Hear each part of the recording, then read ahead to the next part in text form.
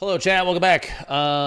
We got it all set up. Top-down camera should be good to go. We'll give you at least a decent perspective of the battlefield, and we're gonna play some Magic. So it'll be 1v1 Commander, which typically is not how you play it, but that's okay. For at least learning. Oh, you don't play 1v1 Commander? Commander is usually 4-player. What? But that's okay. We still do 1v1, and I will tell chat straight up. That Markov deck's gonna crap on me. Well, I don't know what I'm doing. Okay, but I don't know what I'm doing. I know that's okay. So let's just start all the way from the top. I'm gonna have to completely ignore chat. I'm sorry, guys, because explaining this is complicated. Oh, for sure. But the base rules, once you kind of understand how the game plays, I think it'll be a lot easier to understand. So the idea behind it is. Two planeswalkers is the term that they use, like the players, slinging spells at each other, pulling mana from lands to spend on casting things. The whole goal is to try and get the other person down to 0 HP. If there's a couple different ways for people to die. So if your hit points go to 0, you're dead. If you take 21 damage from somebody else's single commander, you're dead. If you go to draw a card... You have to keep track of commander damage, too? Yep, but there's a piece for that. The app has all those things. Got it. Normally, if you're using dice, that kind of thing, it's a little more difficult. If you go to draw a card and your library is empty, you're dead. There's a bunch of different ways because that gives people a bunch of different ways to play the game. You could have mill decks and creature decks and that kind of thing. So, first thing, go ahead and grab that. The front card, Edgar Markov, is going to be your commander. This is made by Lupo. With everything that you opened before. Yeah, this is with everything that we've opened. Yep. Yeah, so I built that this morning. It took me about an hour and a half, and it's pretty strong. Take out the rest of the cards. 100 cards is insane, by the way, for a deck. So Commander... I've never played a card game with 100 cards. At the back, you'll have tokens. Make sure you separate those out because they're the little guys that just have the penny sleeves on them. Okay. Keep those separate because you will need them, but they don't go into the 99. And then just take this and get used to shuffling. Yeah. 100 cards. Yeah, usually just kind of thread them together like that is the best way to do it because you'll shuffle a lot in the middle of a game because there are cards where you like search your library for a basic land and then put it on battlefield and shuffle. So, whose idea was it to make this 100 cards? You know what I'm saying? So Magic has like 18 different formats. A majority of them are 1v1 with 20 hit points. But Commander is 40, tracking commander damage, and you have 100 cards and only one card of each name with the exception of basic lands, unless the card specifies otherwise. So that's how you get to 100. And what it does is it creates an environment for varied gameplay because let's say on an average game, you're going to see 25 of the cards. And that's it. Maybe 25, 30, 40 of the cards. There's a whole other half of the deck you probably won't on average see, which means every time you play, the game is going to go differently. Yeah. And that's good. You like that because it means that you don't have, like if you get into competitive, the more competitive decks are designed to find the win line routinely with like tutors. A tutor is like a spell you cast to search for a certain card. That's like that worldly tutor you opened earlier, or like the mystical tutor. That's why they're called tutors. Is based on that kind of card. It just has its classification. It's got its classification. Yeah. People can play Commander however they want. Look out! Here come the MTG nightmares. You're gonna have a lot of people that will tell you how you should and should not play. Yeah. Just ignore them. I mean, it's all about fun at the end of the day. Exactly. It doesn't matter. It doesn't matter how you play. It's not like you're playing at a tournament. As long as you're having fun, it doesn't. I play board games. I know all about bending the rules to have a better time. Casual Commander is about having a good time. So, the format is designed to be fun. Yeah, so I was going to get to that next. So, Command Zone, I usually put in the top left. Would that be? So if you want to put be here? Yeah, always maintain the same spot. Yeah, some people will also do this. That means your commander's in the Command Zone. It's not on the battlefield. Important to denote whether or not it's on the battlefield because like if I have it right here and you don't know that, it might look like it's in play. It does, yeah. And so some people that'll throw them off. So I do for the purpose of learning. If you want to smack in the side of your like this is your library. Yeah, put it in the side of the library and then put the library in the top right corner. Top right, so it'd be up. Yep. Up here. This card deck is insane. This will be the battlefield. This is anything that's in play. A lot of people put lands along the bottom, and then creature. I'll do like creatures right here, enchantments and artifacts over here because they're like less important for just depending on what. But you organize however you want, just so you know what's going on. Okay. Leave a spot. Usually I'll do like I like to do graveyard to the left. Yeah. And then exile, which is like super graveyard, which is like trashing graveyard can come back. Exile can't. Yeah, yours actually has recursion, which is what that mechanic is. Exile is like it's gone, unless you have a thing that specifies to play something from exile, that kind of thing. So graveyard, exile, battlefield, those are important. Command zone is if it's smacked into your library. And certain cards like Edgar Markov have an ability, if you read him, where it says Eminence. Eminence is a thing about your commander that says it can still do a thing. Something still happens, even if it's not on the battlefield, if it's in the command zone. Yeah.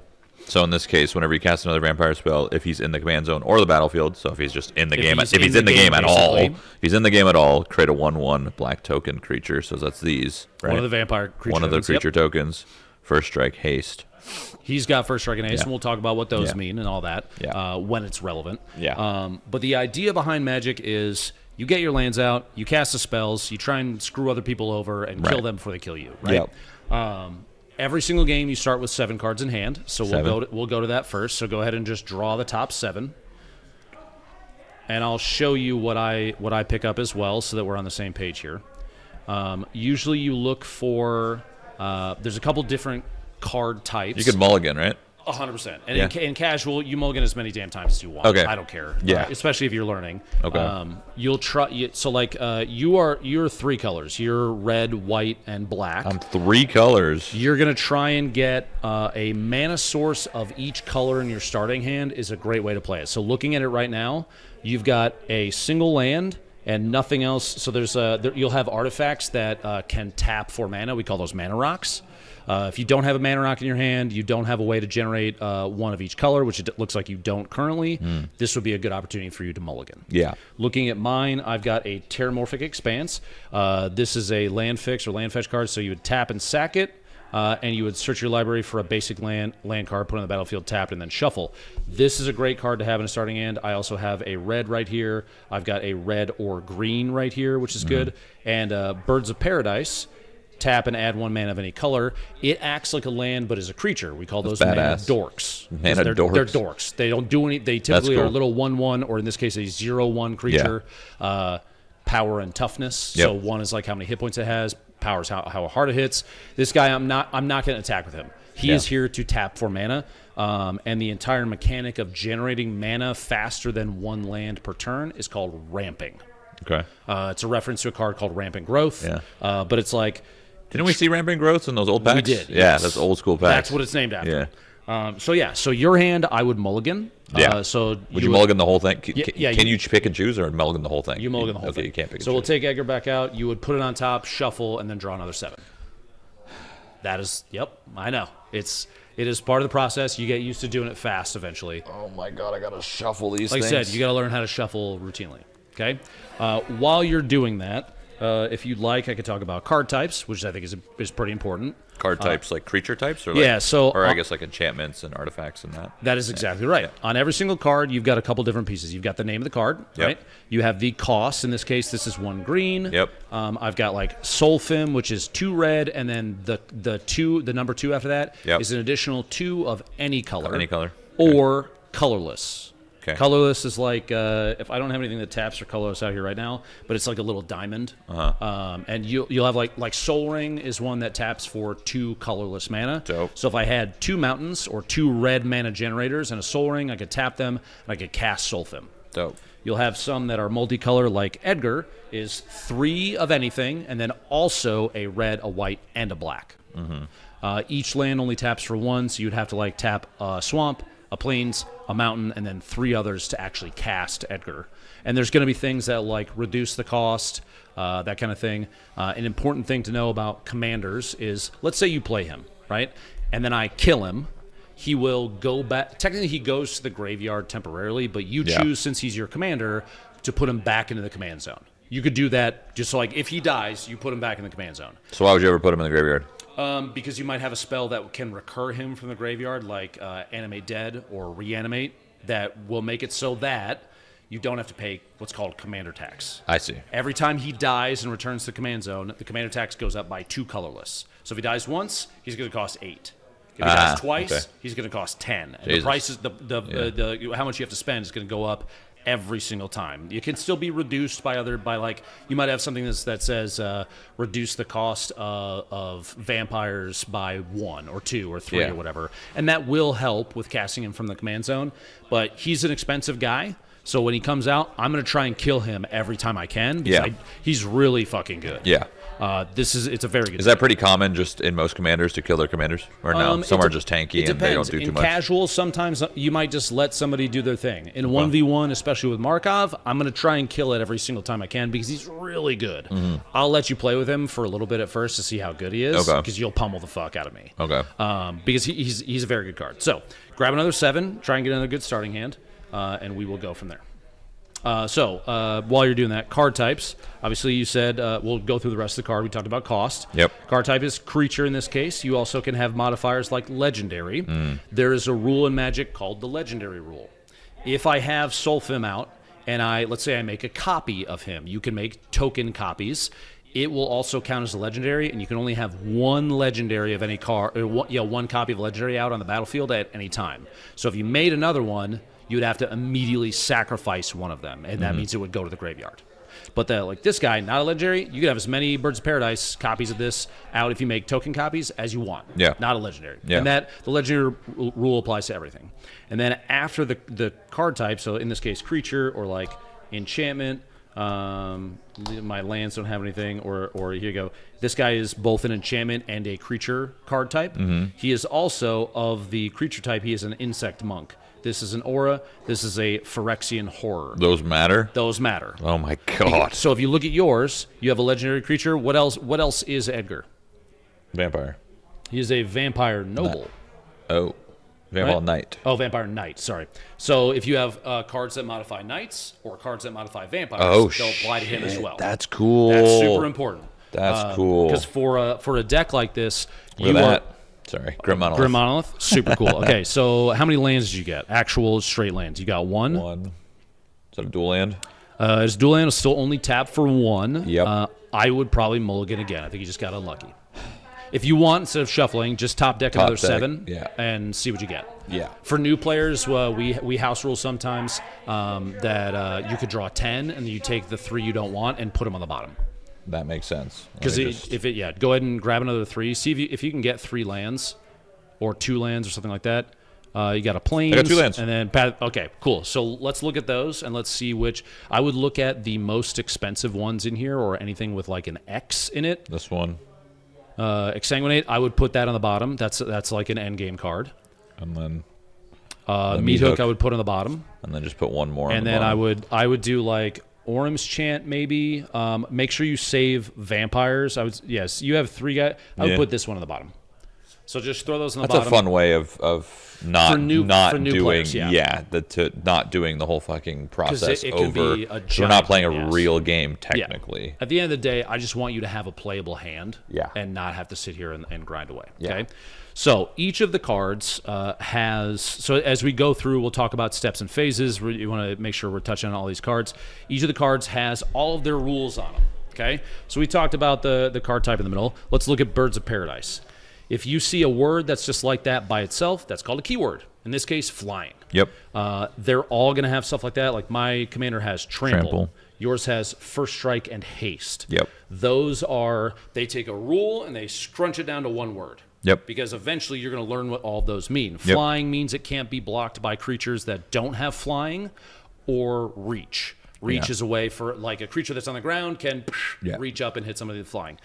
Trample means hitting through to hit their life. Exactly. Yeah. Trample means that if I attack, and when you attack with a creature, you attack the player, or there are cards, and you have one that's called a Planeswalker. Yeah. When I attack, I can say I'm attacking your Planeswalker or I'm attacking you. You do not attack creatures. Oh, you always attack the person. You are always attacking the player. So let's say I go to combat and I swing Solfim and my commander at you. They are attacking you. They are not attacking your creatures. That got to be very clear about that. You will then decide blockers and stuff like that, and we'll get to what that means when the time comes. But very important, the keywords like flying, that kind of thing. Then on some of these you're going to have, in this case, it says tap, add 1 mana of any color.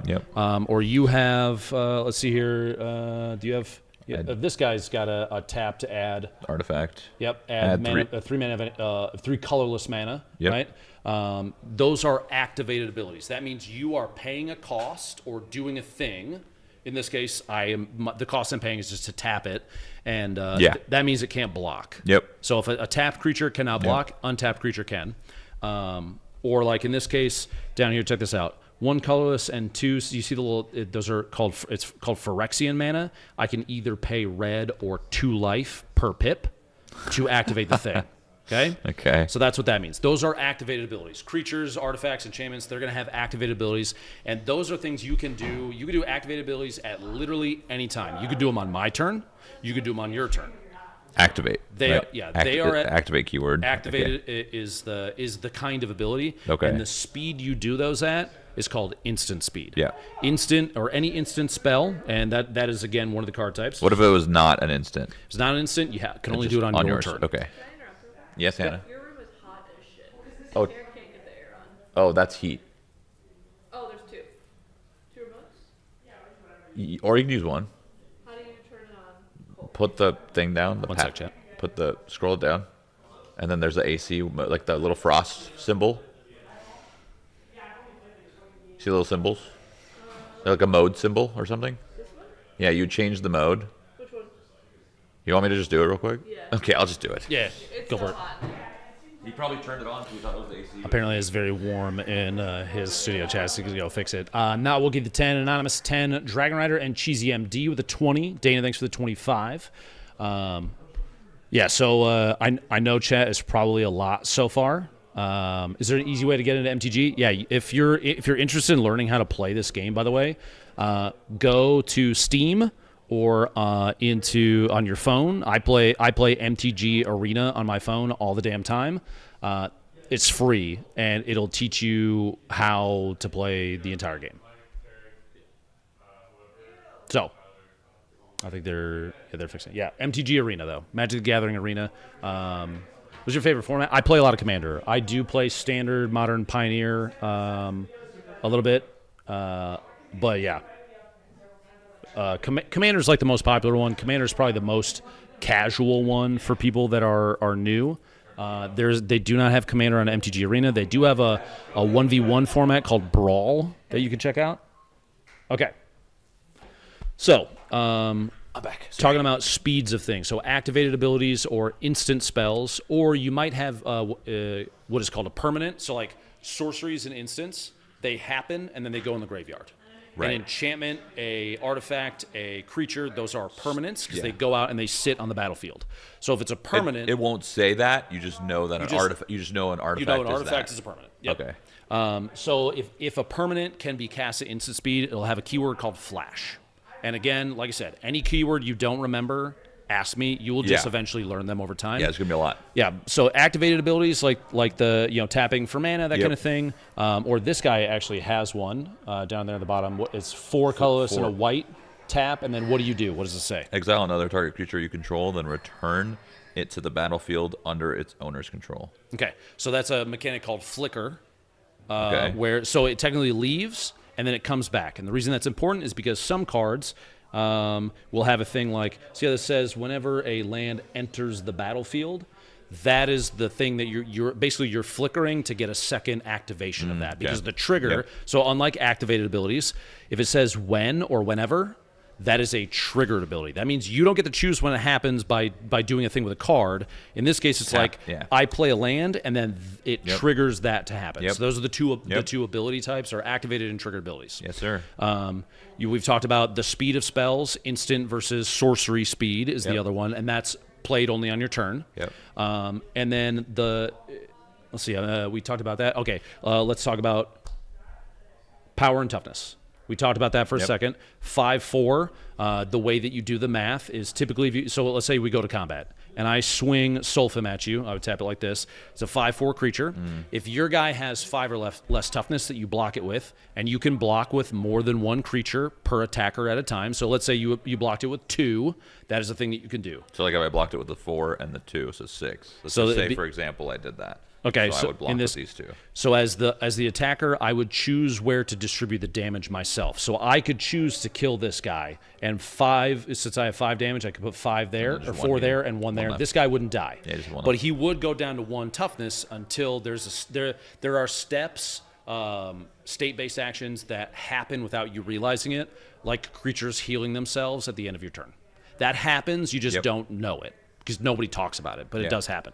But yeah, so when I don't need we don't need to get like little die to keep counters on. No. It's so quick that it typically won't matter. Okay. The only time it would matter is in a case like like a reset. It's like a reset. Yeah. Okay. And is that at the end of every turn? Every turn. So my turn it happens. Your turn it happens. Yep. It's not like it's player turn, not like.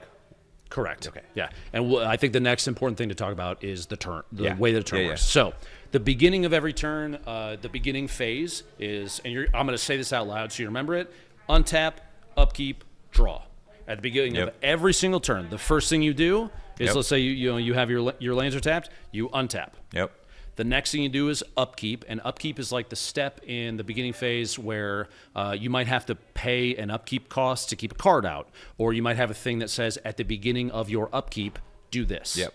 That kind of stuff is important. It's just before drawing your 1 card for turn. Yep. The standard is you get a card draw. You're going to have stuff that says, let's say a creature you control dies, lose a life, draw an additional card.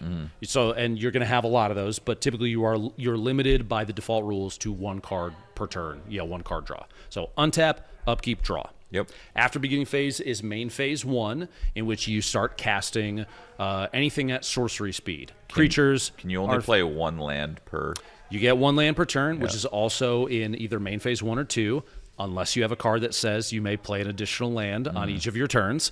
A lot of the rules of Magic are set up so that here's the rules. All the cards are figuring out how to break the rules. Yeah. Right. Zuza Lost But Seeking says you may play 2 additional lands per turn. Which so then you could put 3 out. So during main 1, typically the first thing you're going to do is play a land. I'll also say out loud, land for turn. And I would encourage you to do the same. Saying the things out loud not only tells me you know what you're doing, but it reminds yourself. So land for turn, and then you're like, okay, so this one, some of the lands are going to come out tapped. This one says, enters the battlefield tapped unless you control a mountain or forest, which means if these are the 2 lands in my hand, I'm definitely playing the mountain first because then on my next turn, when this guy hits, he's going to come out untapped. Yeah. Make sense? Yep. So you get your 1 land for turn. So every time you, never mind. I was going to say every time you play a land, it's tapped, but it's not. It's just because that's the depends keyword. on That's what it like says, the wording there. Yeah. Okay. So it's not tapped. And this is a good time to lead into. There's a phrase that Magic players use: reading the card explains the card. If you don't know what it does, literally just read it and it will tell you what it does. That's the best part about Magic, is that a lot of this, like, the base rules, everything else you need to know is literally on the card. In fact, a lot of these are going to have in parentheses what they mean or what you do with them. As you get fancier arts, like this one does not tell you what trample is. It also doesn't tell you what cascade is. But if you read the card, it explains the card. Okay, so main phase 1 happens. You play, you put out a land. Let's say I get my Rootbound Crag out. I then tap it, and what you're doing is adding. Imagine there's an amorphous bubble that you can't see over your head called your mana pool. When I tap it, I'm going to say, all right, I'm going to add 1 red to or 1 green in this case to my mana pool. It goes up there, and then you have to spend it, because if you don't spend it between phases, it goes away. It evaporates into between nothing. main phase 1 and 2. Yeah, but when you go, so if you can tap during your upkeep, and when you go to draw and then you go into main phase 1, that mana disappears. During main phase 1, you tap a land, put it in the mana pool. If you don't spend it, it disappears when you go to combat, and so on. Right. Okay. So basically, if you tap mana, make sure you spend the mana, because otherwise you lose it. Shouldn't you just tap all of it? Not necessarily. Because there's going to be cases where, like, you might have like for the other. Well, like at the end of your turn, do you untap it, or do you untap it at the end of my turn? I untap it during the untap, upkeep, draw at the beginning of your turn. So, like, I would untap at the beginning of my turn, you would untap at the beginning of your turn. Okay. And there's reasons to hold on to it because, like I said before, instant spells can be... I can play an instant on your turn. Yeah. So I have to have mana to pay for that. Yeah. So I might not tap out every single time. I might hold it, or like some of the activated abilities, I need mana for that in case, like, there's going to be ones that are like... tap to make target creature indestructible. Let's say I attack you with a small thing that I don't want to die. Yeah. I then can pay a mana cost or like cast an instant spell, and I need to wait a way to pay for that. So you're not always going to use the mana from your lands every single time. Okay. You might want to hold on to it. Yep. It's going to be strategic based on what's in your hand. Yep. You'll learn the timings on those. And I will say, instant spells are typically designed to be played during other people's turns. You won't often use an instant during your own turn. Sometimes you might, but most of the time you won't. Same with permanent cards that have flash on them. They are designed that way for a reason. So I would tap this for a green, and then I would cast, in this case, Birds of Paradise costs 1 green, and until here's we're going to get into the most complicated part of the game, the stack. Until this hits the battlefield, it is still a spell. It is not a creature yet. So on its way in, when I cast this, this is where we go to the stack. So let's say I perform an action like this with casting a spell. Technically, I pass priority to you to say, do you have anything that you want to do before this hits the battlefield? A lot of the times this goes totally unspoken, and people will it just resolves. And in Casual Commander, I might say, I'm going to tap this, I'm going to cast Birds of Paradise. If you have a thing that you actually want to do, you can interrupt me and say, okay, in response, I'm going to do this. You're going to hear me say, anytime I do an instant or activate an ability, I'm going to say in response if it's on your turn. It's important to denote that because you have to make sure that the way that things are executing, they have to execute in a very specific order, and this is where we get to the stack. So let's say this is midair. Okay, I've cast it. It hasn't resolved. You cast an instant response. I'm going to use this just as like a fake card. It goes on top of the stack. Now we've built a stack of cards that have not resolved yet. They haven't actually executed. You're putting commands in a list, right? And then let's say in response to that, I'm going to do a thing. You build imagine it's a stack of pancakes, and you eat the pancakes top down. Okay. That will be important because let's say this comes out. Let's say this hits the battlefield. You let it resolve. Let's say you cast a spell that's targeting this to destroy it, and I say in response, I'm going to cast Heroic Intervention. Heroic Intervention is an instant cast card that gives creatures I control a keyword called hexproof, which means you can't target them. But since your spell's already midair, my creature is granted hexproof, which makes your spell not work. You won't be able to destroy it because I've gotten above it in the stack, and I've given it hexproof, which means your card doesn't work anymore. Interesting. Okay. That's the most complicated thing about Magic, and you'll just experience. Could I respond to that hex 100%? To somehow be able to stop that spell? The best part is, so let's say I cast Heroic Intervention and give it hexproof. You could then cast another destroy target creature spell on top of that, which goes above Heroic Intervention in the stack. It executes first. Birds of Paradise gets destroyed. Heroic Intervention goes off. Your other spell goes off. They don't do shit. But you still got to kill the thing. That's giga. That is giga confusing. So this is where we get into the most complex part of Magic. The stack, understanding the stack and working with it can be really difficult. Luckily for both of these decks, there's not going to be a ton of that. Yeah. But if I were playing like an Izzet deck, red blue, that's a lot of spell slinging stuff. There's going to be a lot of instants and things where you're manipulating the stack in crazy ways. And you'll see players that are like, I'll play a counterspell to stop you from casting a thing. And then you'll play a counterspell to counter my counterspell. And then I might play another counterspell to counter your counterspell, my counterspell, so that mine goes off in the first spell. Yeah. And you're going to get those like back and forth. And sometimes maybe somebody then plays something to copy target spell. And I want to copy the first thing that you tried to counter because I can't counter your thing that's stopping it, but I make another copy of the original spell that goes to the top. So it's still going to execute. And I know it seems like a lot. And like I said, we'll work through it when we get to those things. But and for this, you're not going to have to worry about the stack a ton. Yeah, we don't have that. A lot of it is not going to happen in these two decks. So chat, that's why I played this. It sounds super complex, right? It sounds. No, I get it. It's just like in a board game where you're it's just order of operations. Yeah, you're just doing an order. That's all. Okay. So main phase 1 ends. You've cast your creature. You've played your land. You've maybe put out an artifact. Next thing is you say, we're going to need this. I'm going to go to combat. Thank you. So when you go to combat, it's a lot, right? Yeah. You're talking already. I already want to fucking know you. Good. That's good. I'm processing this well. I actually am super. I'm processing it well because Dude, I feel like you're locked in. Yeah, like, I'm locked the fuck in. Ready to do something like Oh no, I've been wanting to learn Magic since I learned it when I was a teenager. Well, don't let me stop you. I will say this. Somebody said, so this is a little too much. It's only a lot. It's really not. It's really not. But I want to learn it. Yeah, you need to learn it, right? It's a lot because I'm hitting you with all the information at once. It is not that complicated when you actually get into it.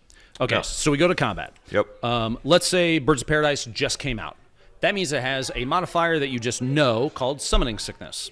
Oh, don't know If about it has that. Okay, Summoning that's new to me. Sickness, that means it cannot tap, and attacking is tapping on the turn that you played it. Oh, okay, It is sick. Yeah. It's tired. Yeah. So some people will denote that by having it half tapped. If you want to do that for your own tracking purposes, totally fine. That's cool. No, I Not like a big that. deal. I like I that. often just remember because it's like Wait, so if it's like this, does that mean you can't tap it for the land? well, if it has Summoning Sickness, that's a tap ability. Cannot tap it. Okay. I will say though that even with Summoning Sickness, I can activate the ability because it does not tap it. Tap. Okay. Make sense? Heard. So you play these two creatures. Let's say you have a guy with haste. Yep. Haste means you can attack or tap it the Yep. turn that it's played, Yep. which is another reason why Markov's broke as fuck. Yep. He's very good. What's so, first strike?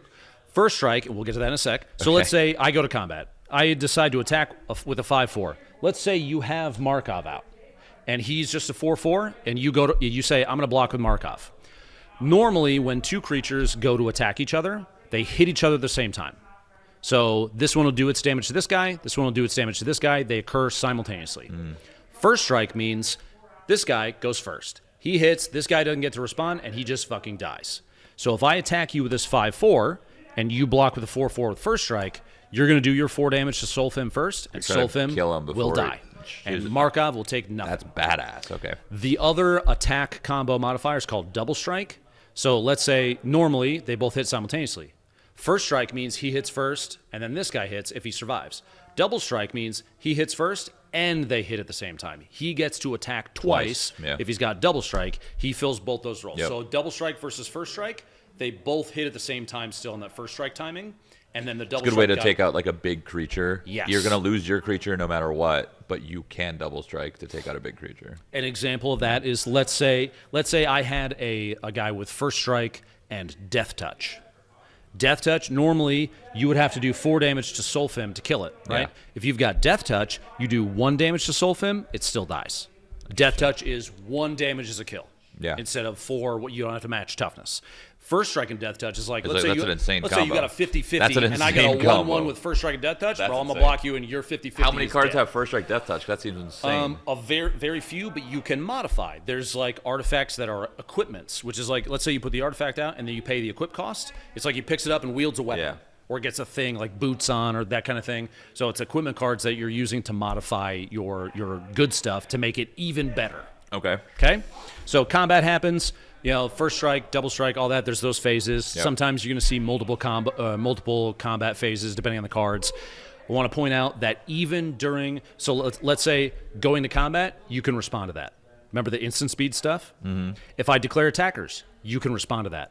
If you declare a blocker, you can respond to that. Wait, isn't going in combat and declaring an attack kind of the same thing? They are no. That is very important to note. Combat phase and the declare attacker's step are 2 different things.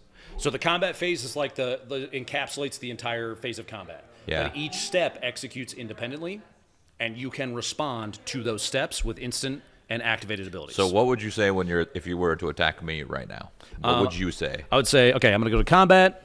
If you were going to do a thing, you would say in response. Okay. You just throw so it in when you real say quick. I'm going to go to combat, I'm going to go to combat. that's- okay. You can respond to that. I say I'm going to declare Solfim attacking you. You can respond to that. Got and it. I'd say, okay, blockers. So does that mean because I can respond to you saying you're going into combat, does that mean I could do something to stop you from going into combat?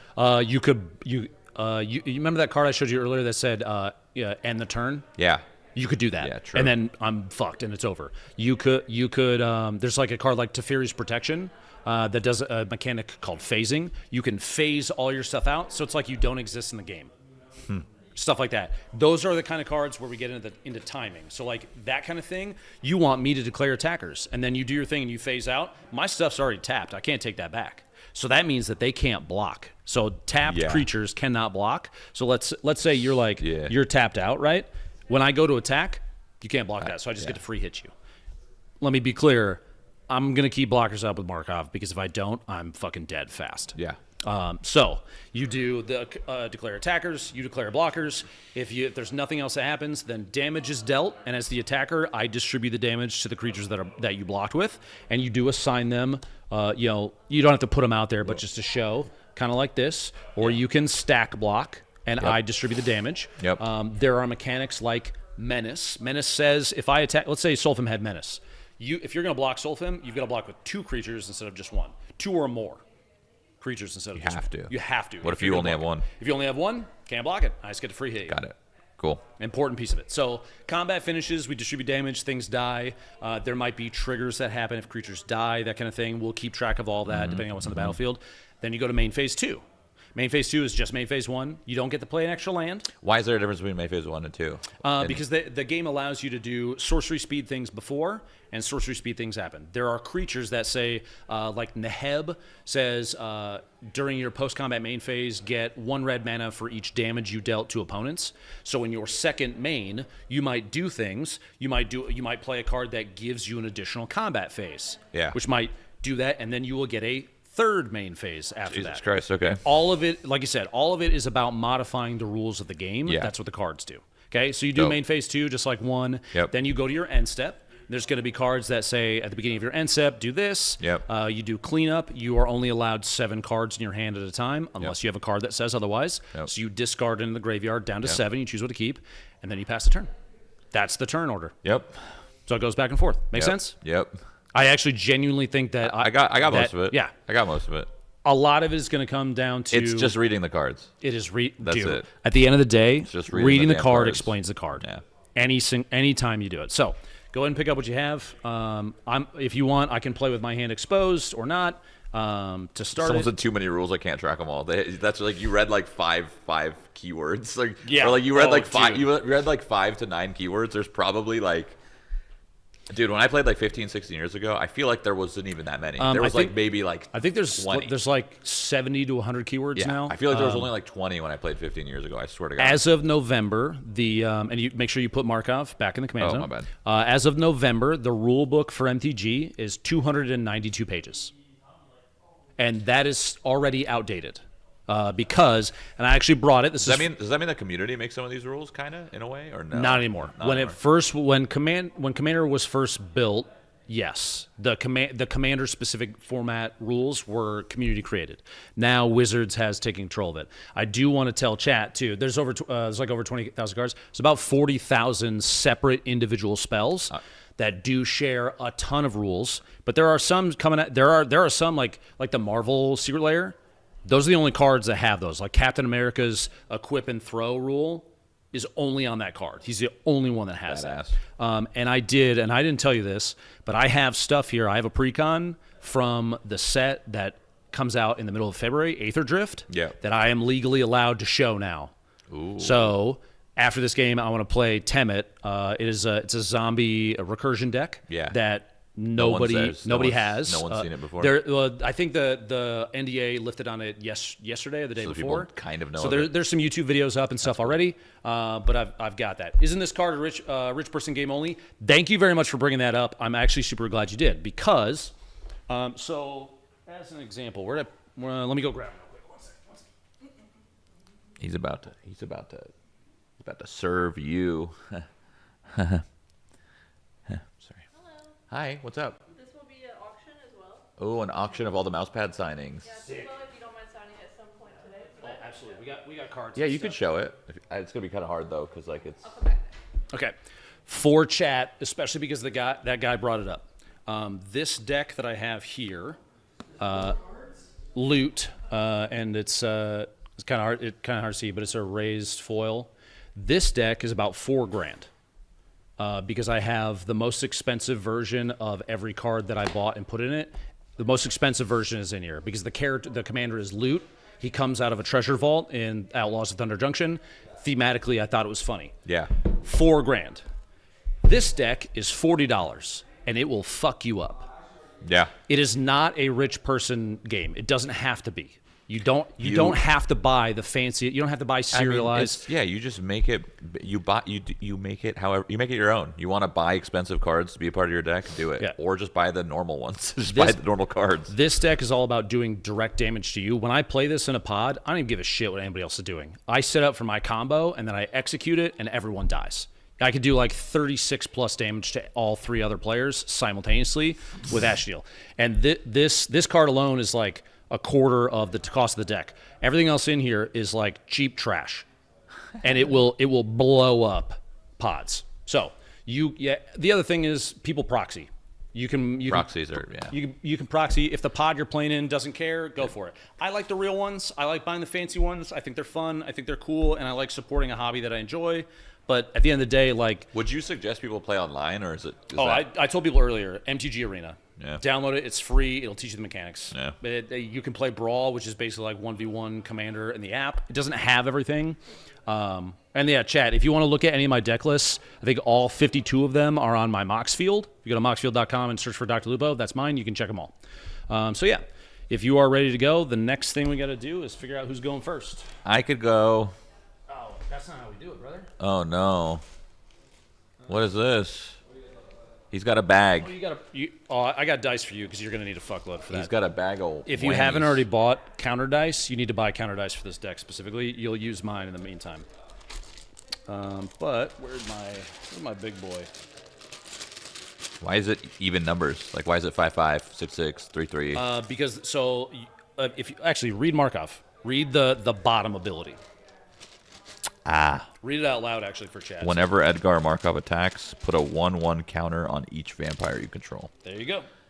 Damn. So if I have like 3 vampires, he attacks, I put 3 of these 1/1 die on him. Yeah, +1/+1 on each one of them. Juiced up. That's another reason why Markov is fucking gross. So when you get Markov out and start swinging with him, I'll give you the 1/1 counters. You're going to need them. But before we go, we got to roll to see who goes first. So higher roll wins. I got a 7.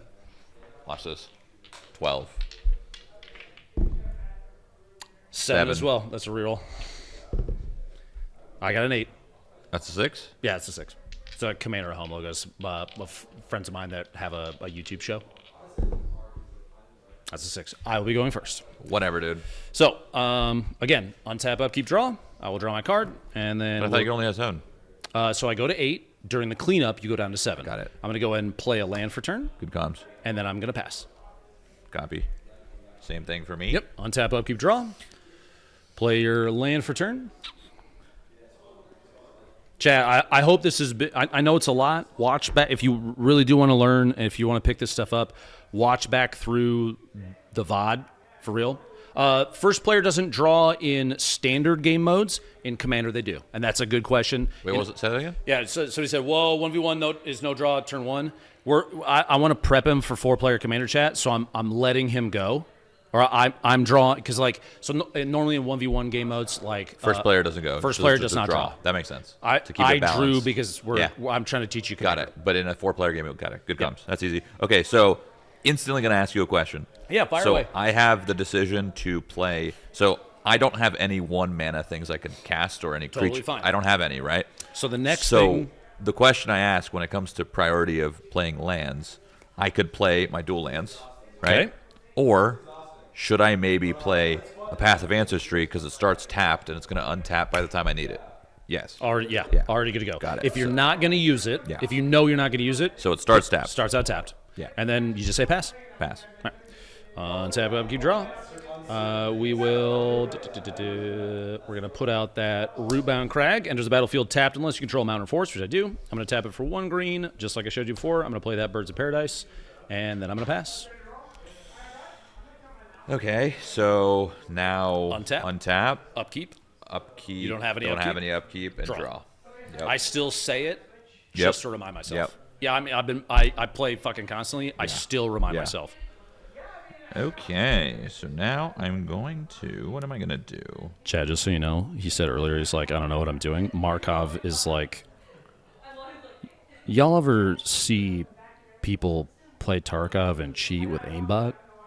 Markov is very similar.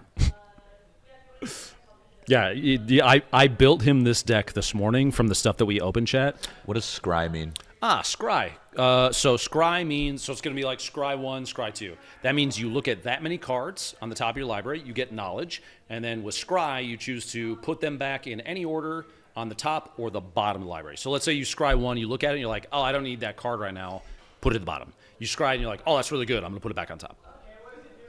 Okay. And if it's more than one, you can reorder the cards. So you're kind of deciding what you're going to draw next. Knowledge like that is powerful. Just like having more cards is powerful. It's like setting up your next play. Yeah. Exactly. Chat, the library is your deck. So the 2 stacks right there is the library. What is for Tainted Peak, how it adds... what is that? Looks diamond. That is a colorless mana. Colorless. So like of the 3 up there, you can pay for colorless pips on a spell with the diamonds. When you say colorless, does that mean I could just literally use any color? Yeah, colorless is any color. Okay. And a colorless, is that the indicator of the 1, 2s, and 3s? Yes. That's colorless. Yes. Okay. Well, I should say that is any mana. Okay. Colorless is any mana. Colored mana and colorless mana are different.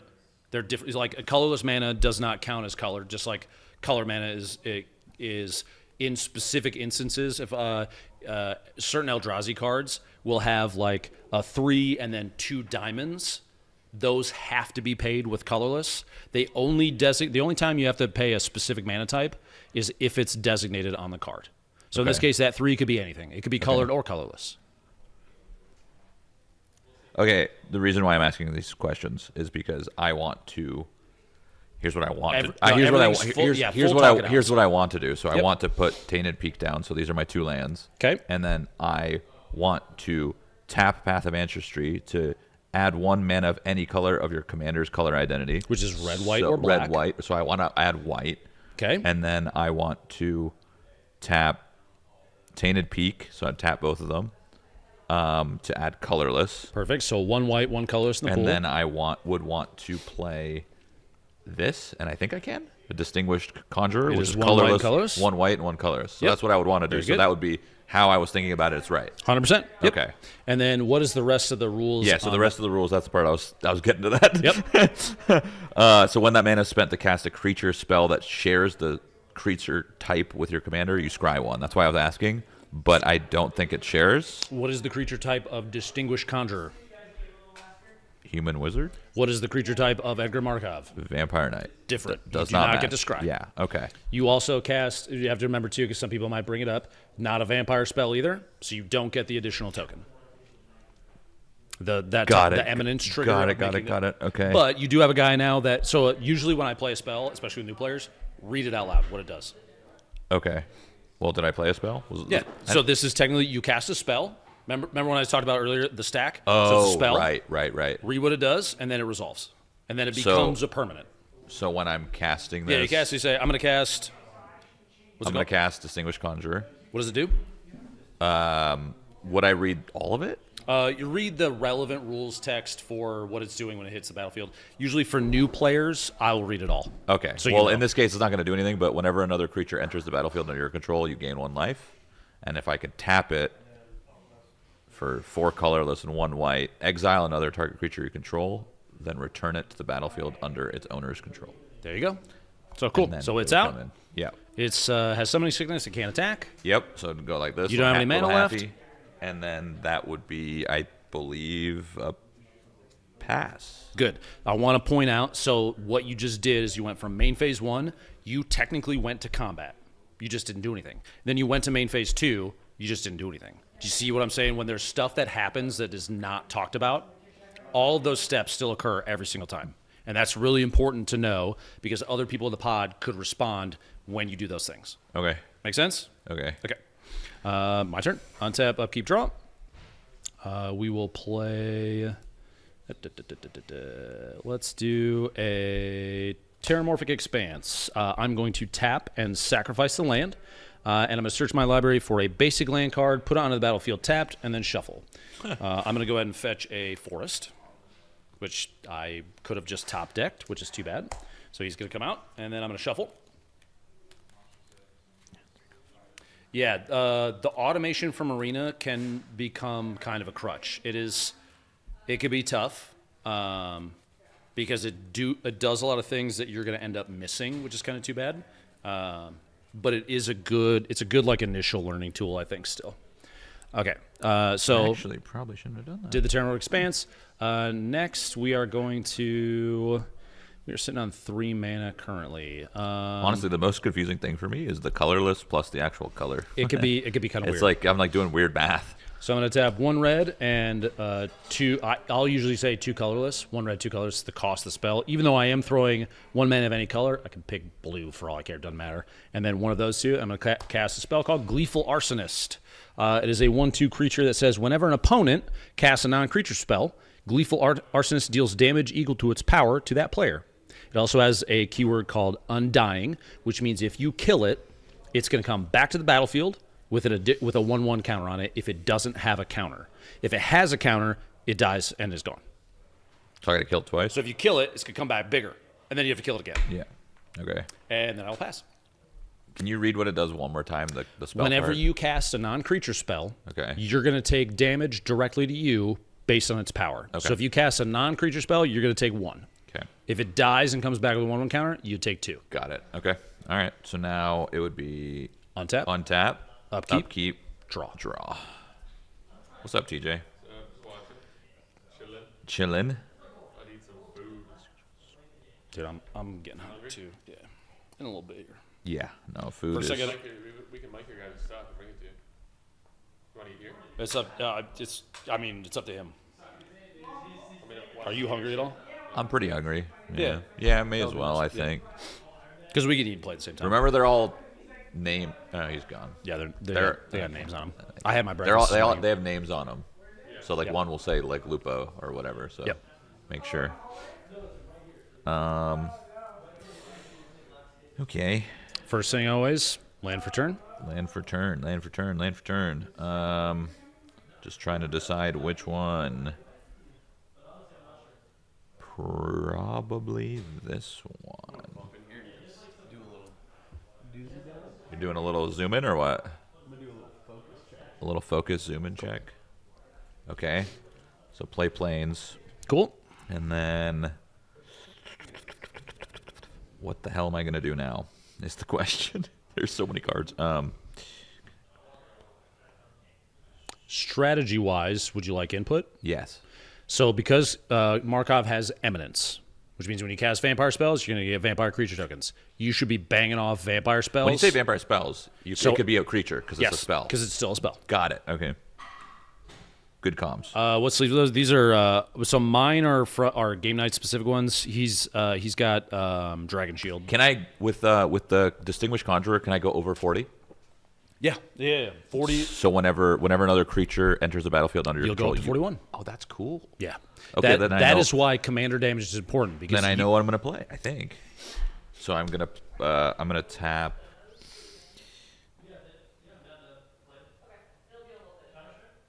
Oh, interesting. Okay, I'm gonna do a lot of things here. Okay, so we're gonna. Am I doing this right? Basic lands, planes. Is that a taps for white. It's what? Taps for 1 white. So it's white. Yep. Okay, so I might not be doing this right. No. Fuck. Right now, it looks like you have technically access to a black or red, Yes. a white, and then one of any of the 3 in your commander. Yeah. Yeah. So I can't do what I wanted to do. Fuck. I got that. It confused me. There will be turns sometimes where you don't have a play. Yeah, I know. I was just like, I wanted to do something and I thought I had it, but I don't. You can, like I said, you can always talk it out. It's the first game of MTG. Yeah, because I wanted to play 1 black and 2 colorless, but I don't have that. Yeah. How do I have that? You've got 1 black and 2 generic. That's so that when the number's up there, the number means it could be anything else. It could be any mana. Oh. So this one requires 3 mana total. Okay. One of them has to be red. Oh, okay. It could be a white and Got a it. black. So when it says blue. 2 colorless, 1 black, that just means 2 of any color. 2 of plus anything 1 black. else, So and this would be my black. This would be my 2 of any color. Got it. Okay. So you can do it. I'm gonna tap. everything, I guess, and I'm going to do this, which is adding 1 mana of any color, so that's going to be my black. And then this part is actually going to happen this time. When that mana is spent to cast a creature spell that shares the type with your commander, scry 1. Yep. So first, Vampire. First you cast a So spell. I'm going to cast my spell. Yep. Which So will it's be midair. Go ahead. casting the Marauding Blight Priest. Go. So now, Triggering Path of Ancestry means you get to scry 1. So now I scry 1. So I look, and I put it wherever I want. Look Yep. at the Top or bottom.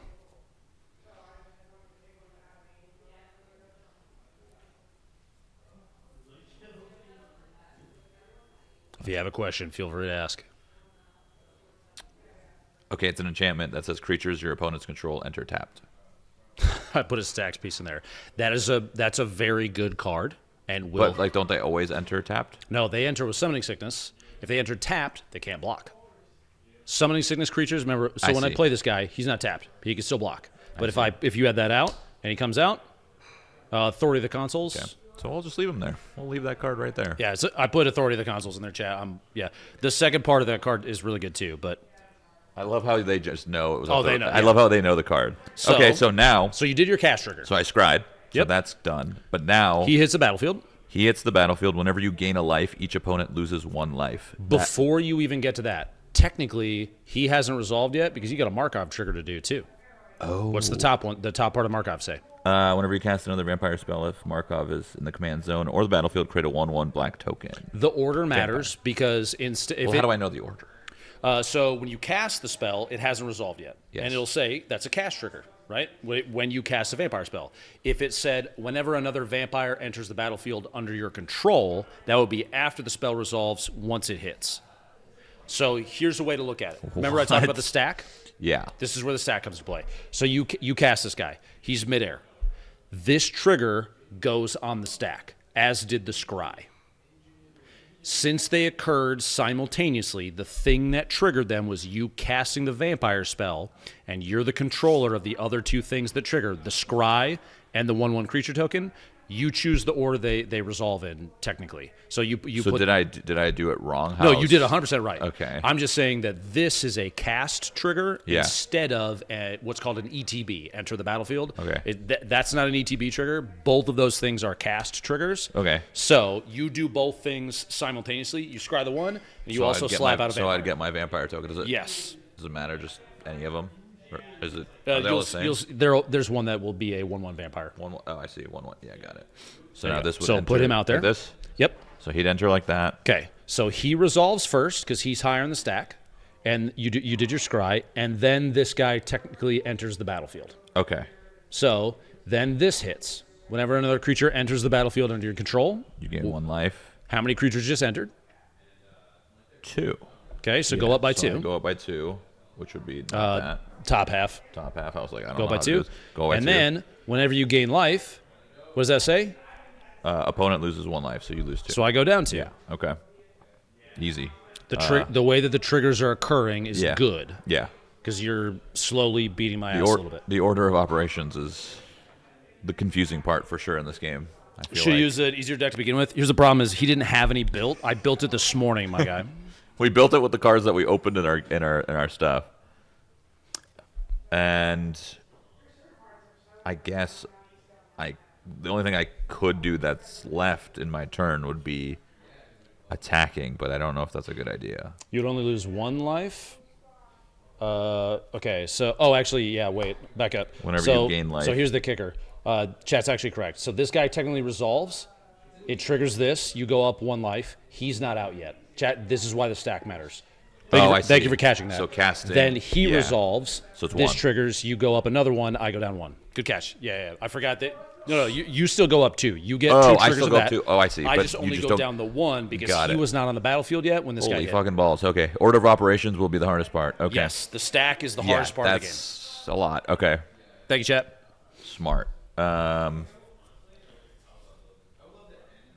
There you go. Now I mean, my only play is entering combat if I want to. If you wanted if I to want swing. to. Yep. But I feel like that's a bad idea. You've got a 1/2. I've got a 1/2. They would just hit each other and nothing would happen. Nothing would happen. So it's not even worth swinging that guy. So then pass? Yep. Yeah, pass.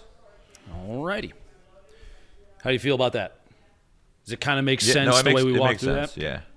We will land for turn. I just gotta remember things are spells coming. Yes, on the way in. But the confusing part about that logic, I'm just gonna break the logic of Magic really quick. Go for it. The confusing about that logic is whenever you cast another vampire spell, technically this is a creature vampire. I know it's a spell. Until it hits the battlefield, it is still a spell. Because imagine you're like opening a portal and you're summoning the guy. But we don't know it's a vampire until it actually lands. You do. But I do, I guess. Yeah, because the spell is typed on the card. But isn't that like a dead giveaway that if I'm casting a vampire spell and I'm saying this is going that's not a thing you're trying to hide. Don't worry. I'm not trying to hide that. No. You are going to make it very apparent. You're playing Markov. You're going to cast vampire spells. It's going to happen. There's no casting a spell doesn't have there's no like hidden knowledge about it. Okay. If it's out, the only time it's like going to be hidden is if it shows like if it says like playing things face down, that kind of thing. There's some stuff that does that. Yeah. Being able it's part of being able to respond to the stack too. So I played an Evolving Wilds and fetched another basic land. Comes on the battlefield tapped. I grabbed a forest. And then let's see here. I do not have a whole ton out there yet. We don't want to do that and screw somebody over, but it would be pretty funny. What? Okay. We are going to we'll tap 1 green, 1 red to play Springheart Nantuko, paying the bestow cost. Okay. Springheart is an enchantment creature, so it's both card types. And bestow means you play it as an enchantment. The bottom there, so enchanted creature gets +1/+1. We're going to be putting it on Gleeful Arsonist. And then the bottom says is a landfall trigger. That means when I play a land. Whenever a land enters the battlefield under your control, you may pay 1 colorless and 1 green. If Springheart Nantuko is attached to a creature you control, if you do, create a token that's a copy of the creature. If you didn't create a token this way, create a 1/1 green insect creature token. And I actually misplayed that. If you give me an opportunity to correct it, I can show you something kind of cool. Sure. Okay. So let's say I did not land for turn. These are this is still in the library. This is still in my hand. Okay. So I pay the 2. I bestow Springheart Nantuko onto Gleeful Arsonist. I'm then going to landfall. Trigger there, when a land enters the battlefield under control, I'm going to pay 1 colorless and 1 green, and I'm going to make a token copy of him. He is a 1/1, so I'm going to say I have 2 of those now, technically. Okay? Mm-hmm. And then I'm going to do that. I'm going to fetch the basic land onto the battlefield tapped. Boom, boom, boom. And then I will pass. So now, because I did the bestow, the landfall trigger, when it says whenever, now I have 2 of those guys. So if you cast a non-creature spell now, you will take 3 damage because one of these guys is getting a +1/+1, and then I have an additional 1/1 version of him. So you're getting hit. What for happens 1 if I and 2. get rid of? Because he comes back. Does he come back with the bestow? If I get rid of 1. So if you get rid of the one with the bestow on it, it leaves. And if I remember right, chat, correct me if I'm wrong. I do have another landfall trigger. I just don't have mana to pay for it, chat. Because I have to pay the 1 colorless and 1 green. Bestow comes back as a creature, correct? Yeah, they're correct pointing out the Evolving Wilds. Technically a second land hit the battlefield, but I don't have the mana to pay for the trigger, so I don't get to make a 3rd Gleeful Arsonist. You make 3? Jesus. I could have technically done it. Oh yeah, if you don't, you do get a 1/1 creature. Chad is keeping me honest because I haven't played this deck in a while. I appreciate it. How does chat know everything? Because they've watched me play and they've watched Sean. So they could barely see the field and they're like, bro, I am locked in. Since I didn't pay the cost, I'm going to get a 1/1 green insect. That's right here. I don't have a token card for it, otherwise I'd slap that out. So is there 2 Gleeful plus a 1/1? There are 2 Gleeful plus a 1/1 insect. And that Gleeful is 2/3, both of them? One of them is a 2/3. One of them is a 1/1. Let me see if I have. Wait, one of them's a 1/1? Yes, the copy that I made is a 1/1. Are you saying this is the copy? No. I'll try and find another card to sneak in there that I can use as like. Yeah, I'm gonna nab one of your vampires. So I have we'll say a token copy, and then the original one. I'm not gonna put the counter on, but he's getting a +1/+1 from the enchantment that was bestowed upon him. So I've got a 2/3. I've got a 1/1. If you create, it is just a flat copy. Never mind. So this is a 1/2 version of him. I thought it was a 1/1 copy. So this is a 1/2 copy. This is a 2/3, the original. If you kill this guy, I'm pretty sure, Chad, the bestow becomes a creature. If he kills the Gleeful Arsonist, doesn't the bestowed enchantment become the creature? It does. Yeah, there you go. And then I have a 1/1. So right now I've got 3 creatures: 1/1 insect, 1/2 Gleeful Arsonist, 2/3 Gleeful Arsonist, And then your bird that does nothing. and then my bird that's tapped. Your bird's just a land. Yep. Pass. Okay. Sorry, that was a lot because there's a lot of. This is what Yeah. I'm saying. There's a lot of triggers Yeah. that go into it and figuring out how So it this is works. untap, Untap, upkeep, draw. Okay, untap, upkeep. Thank you, chat. Draw. Like I said, there's just stuff that I forget. That doesn't just die. It does not because. Oh yeah, Spring Heart stays out. That's part of how Bestow works, and both Gleefuls are good.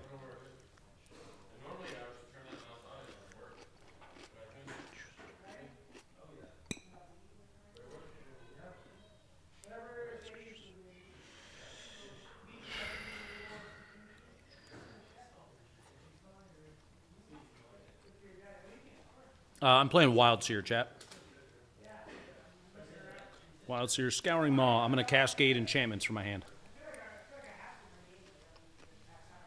Oh, honey, you want to set it to set game Magic, space, The Gathering. Magic the Gathering. All right, I'm gonna play Dragon Skull. It enters tapped unless you control a swamp or mountain. Don't control those, so. You do not. Gotta do what you're gonna do, you know? Mikey, have you learned how to play yet? Well, we're playing. Just slowly. We're playing very slowly. You guys like looking at each other's hands and stuff? Yeah, we did. Yeah, pretty much. It's like a helpful kind of situation. Yeah, first time playing, might as well show. Is it good? It's delicious. She just brought me mine. Thank you. Hand it Half of it's going to be stuck in my beard by the end of this, though. I'm gonna do something similar. Path of Ancestry for the black, and then these two for the colorless. Casting a vampire spell, so Markov is gonna happen, which is a 1/1 black vampire token. If you would like. So I usually do. Yeah, I don't really. Oh, I stole the other one. Here, use that guy, There you go. and then I'll just do 2 of these. That's Okay. fine. So even before he comes in, does this trigger Yep. this? He hits, and then you gain a life. Yeah. So 1 life goes up. Your life You goes gain down. life, I lose life. Yep. So even before he hits, now he's hitting. Yep. Unless you could do something, right? I don't ever. I'm all tapped out. Yep. Oh, fair. You're gonna go up a life. I'm gonna go down another life. Yep. And now when this creature, this part confuses me. When this creature Enters. create a blood token. So once the spell resolves, he's hit the battlefield. Yep. You're gonna make a blood token, which you should have over there. One of these guys. And coincidentally, on the blood token, it says what you can do with it. Oh, nice. Okay. So for 1 colorless, I could tap it, discard a card, sacrifice the artifact to draw a card. Yeah. If you have a card in your hand that you're like, I can't use this right now, I need to replace Discard discard it, and then Where does the token go? just sits out on the battlefield. It is technically an artifact that you control, just a token artifact. You just put it out there to remember that you have it. Okay.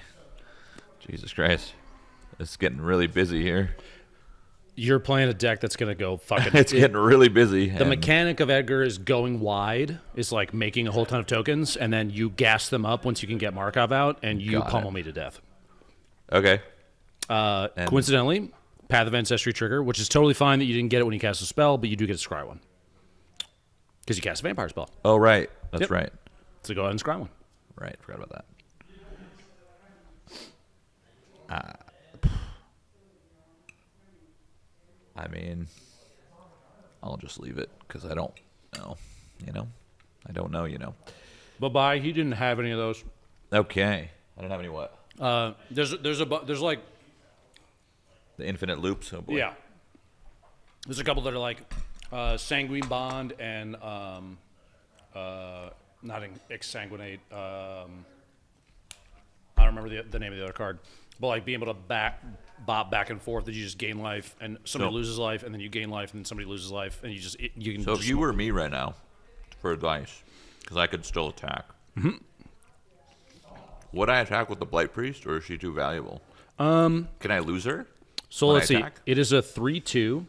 I have a 1/1, a 2/3, and a 1/2. If I blocked with a 2/3, I die. we would both die. Yeah, so this would be too valuable to attack. I wouldn't do it. I wouldn't do shouldn't, it. because I I'm wouldn't do it. gaining life. You're I would taking I would damage. wait till you get Markov out. Yeah, so I pass. Cool. All right. Untap, upkeep, and draw. I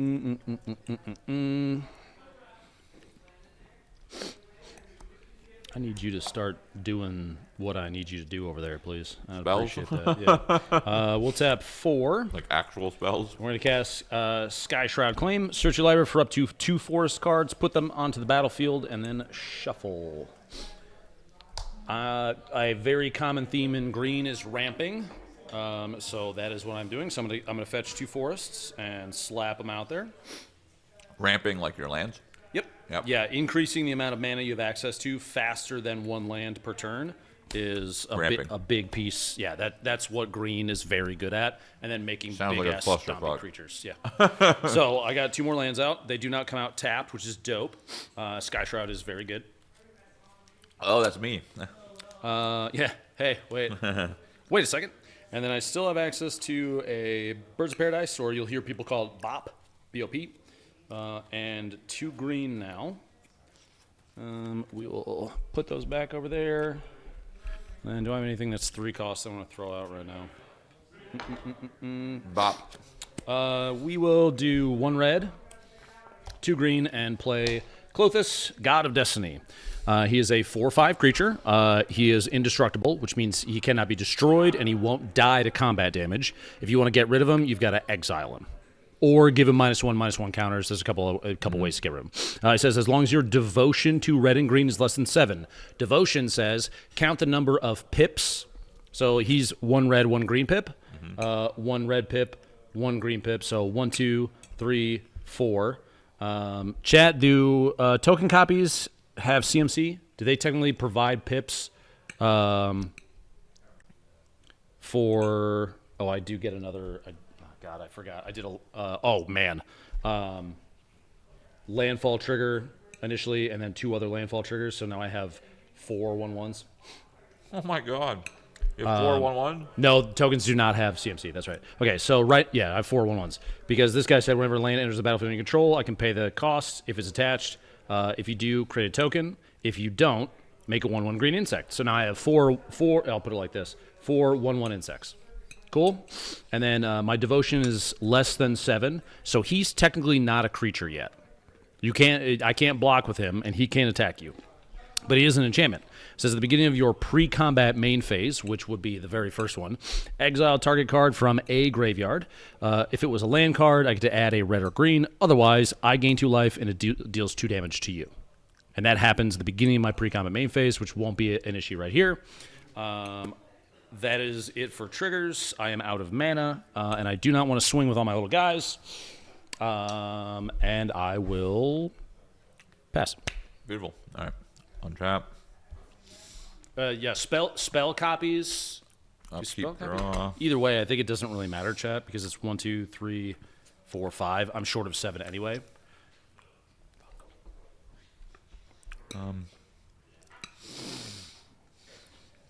What counts as a spell for your thing to fuck me? Anything that doesn't say creature on it. Oh, fuck.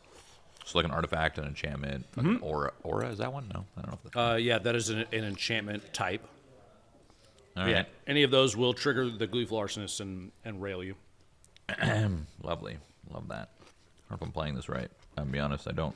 This is going to be, you're going to have to explain some more rules to me Okay. in just a second. I don't even know if I could play this. So for starters, can I bring this creature in? A legendary Planeswalker? Yeah. I can. Yeah. So you and I are Planeswalkers. He's also a Planeswalker. Sorin, when you play him, he's not a creature, so he doesn't have summoning sickness. And the mechanics for Planeswalkers are different than anything else. So if you look at him, He's got like 3 things. in the bottom right, he has their loyalty counters. It's like his hit points. Okay. But you also spend those hit points to activate abilities, and you can activate 1 ability per turn at sorcery speed. Okay. So in either your pre or post-combat main phase, main 1 or 2. I did explain Devotion to Shroud, and he is new to Magic, which is why we're teaching. But he's a good card. Okay. I don't remember if he's a vampire spell technically or not. It would say it to the right of Planeswalker. Why do these have +3, +3, -3? Like the pluses just mean... So you activate an ability. Some of the abilities are going to make his loyalty go up. so that you can try and get to the ultimate at the bottom, which is usually most planeswalkers are like +1, -1, -7. And the -7 is going to be something fucking crazy. Yeah. Okay. Okay. I'm just going to do something, and I don't know if it's good, and you're going to tell me if I fuck it up or what. Okay. Actually, can I use this yet? The token? Right now, yeah, you can. Okay. So I can discard Artifacts do not have summoning sickness. It's not a creature. So you could do that immediately. You could do it on my turn, too. So I can discard any card, but I sacrifice the token. Yep. To draw a card. You pay the It says cost. Oh, Pay yeah, one. and I pay. Oh, I see. Okay. Oh, yeah, I got it. That's actually lovely, I think. This could work, I think. Yeah. Yeah. Okay. So would I be doing that right now when I'm trying to place lands if I wanted to just tap and use this before I start summoning dudes? Yeah, you do it right now. Okay. You tap the land, So I tap the land. tap and sacrifice a blood token. So this is bye-bye. Just goes out. Yep, just put it over there. Bye-bye. And you have to discard a card in your graveyard. And I would discard... Fuck, I'll just discard... I don't know. I don't know what's my worst card. I don't even know what this card does. It's probably insane.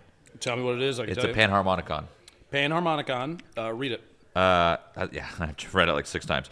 If an artifact or creature entering the battlefield causes a triggered ability of a permanent you control Stop to there. trigger. So if an artifact or creature entering the battlefield causes a triggered ability of a creature you control to trigger, like this, whenever another creature enters the battlefield under control, gain a life. Okay. You do it a second time. So then what that means is when you Does play a that creature, also mean for you, though, if I play a Panharmonicon? only you. Because it says you control. No. Doesn't say that. Oh, wait, it does. It does. If an artifact or creature entering the battlefield causes a trigger ability of a permanent, you... Okay, threw it in there. Okay. So So that's a great card. it's a very good That's card. a fantastic card. So maybe I shouldn't have done what I did, but that's But okay. it also right now, like you have one life gain source out there. That would be the only thing that you're technically Like, it would have been good to triggering. play the Panharmonicon before I did all this, pretty much. Yeah, but I you're did. gonna I do did. more of I it in the did future. already. Yeah. Yeah. Okay. If you're not confident in it right now, maybe you don't want to cast it. You can discard it. It's all good. It is a good card. I'm just gonna discard. I don't know. This might seem like my shittiest card. I don't know. Victimize. I don't know. Don't know. All good. Fuck it. Chuck it. Chug it. I don't know how good resurrecting a dude is. Maybe it's insane. I don't know. Yeah. Where is that? Where you're gonna keep your graveyard? Yeah, I probably shouldn't. I No, probably that's where I keep mine. It's just like right next to my dudes. If you want, the other option is sometimes people will do below, and then they'll Turn do it. exile sideways. Yeah. So whatever you want to do, whatever I'll do under it. Under it's better for me. Okay, and I can draw a card, and then, ooh. Okay, more options now.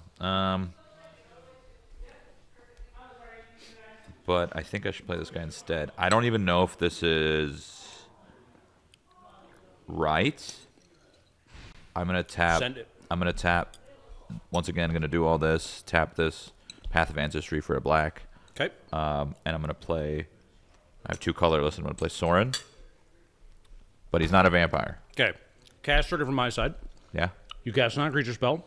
You're going to take 1 and 2. Oh, he's not a creature. That's right. So you're going to take 3. Totally fine. From that guy. And then it will resolve after that because I don't have any other response. Okay. Just the trigger Great. hit is all. So now that Sorin's up here, can I do these things? Or You can no? do 1 per turn. Okay. So I'm going to give you a counter because he has 4 loyalty. Actually, I'll give you a smaller one. The other one's huge. Because you do need to keep track of that because that's also his hit Yeah. points. Got it. So there you go. So you can do any of them. You can spend down to 0 loyalty. You can't go negative. So like, let's say does he have he's got a -3? You could do the -3. Let's say he had like a -5. You couldn't do it yet. Okay. But if he had 5 loyalty and a -5, you could, but he would die. Can I do... I can't do both. Okay, I can only do one. You can only do 1 a turn. So can I use a -3 this turn, get him down to 1, and then all the other turns build them back up, Yep. +1/+1? How can you deal with them? Remember when I go to attack, I can attack you, or I can attack your planeswalker. Oh, you can attack my planes. Yes, you could just because you're murder him. technically a planeswalker. But then you can block my attackers, whether they're going at you or the Or the planeswalker. planeswalker. It's like he's standing next to you now. There's two dudes on the other side of the table. Got it. And I got to choose which Got one. it. That's cool. So victimize. No, that wouldn't work on him because he's not a creature. He's a planeswalker. Got it. Okay. Correct. Good. Okay. Good pickup. Okay. Cool. So I have two options, and I don't know which one the better one is.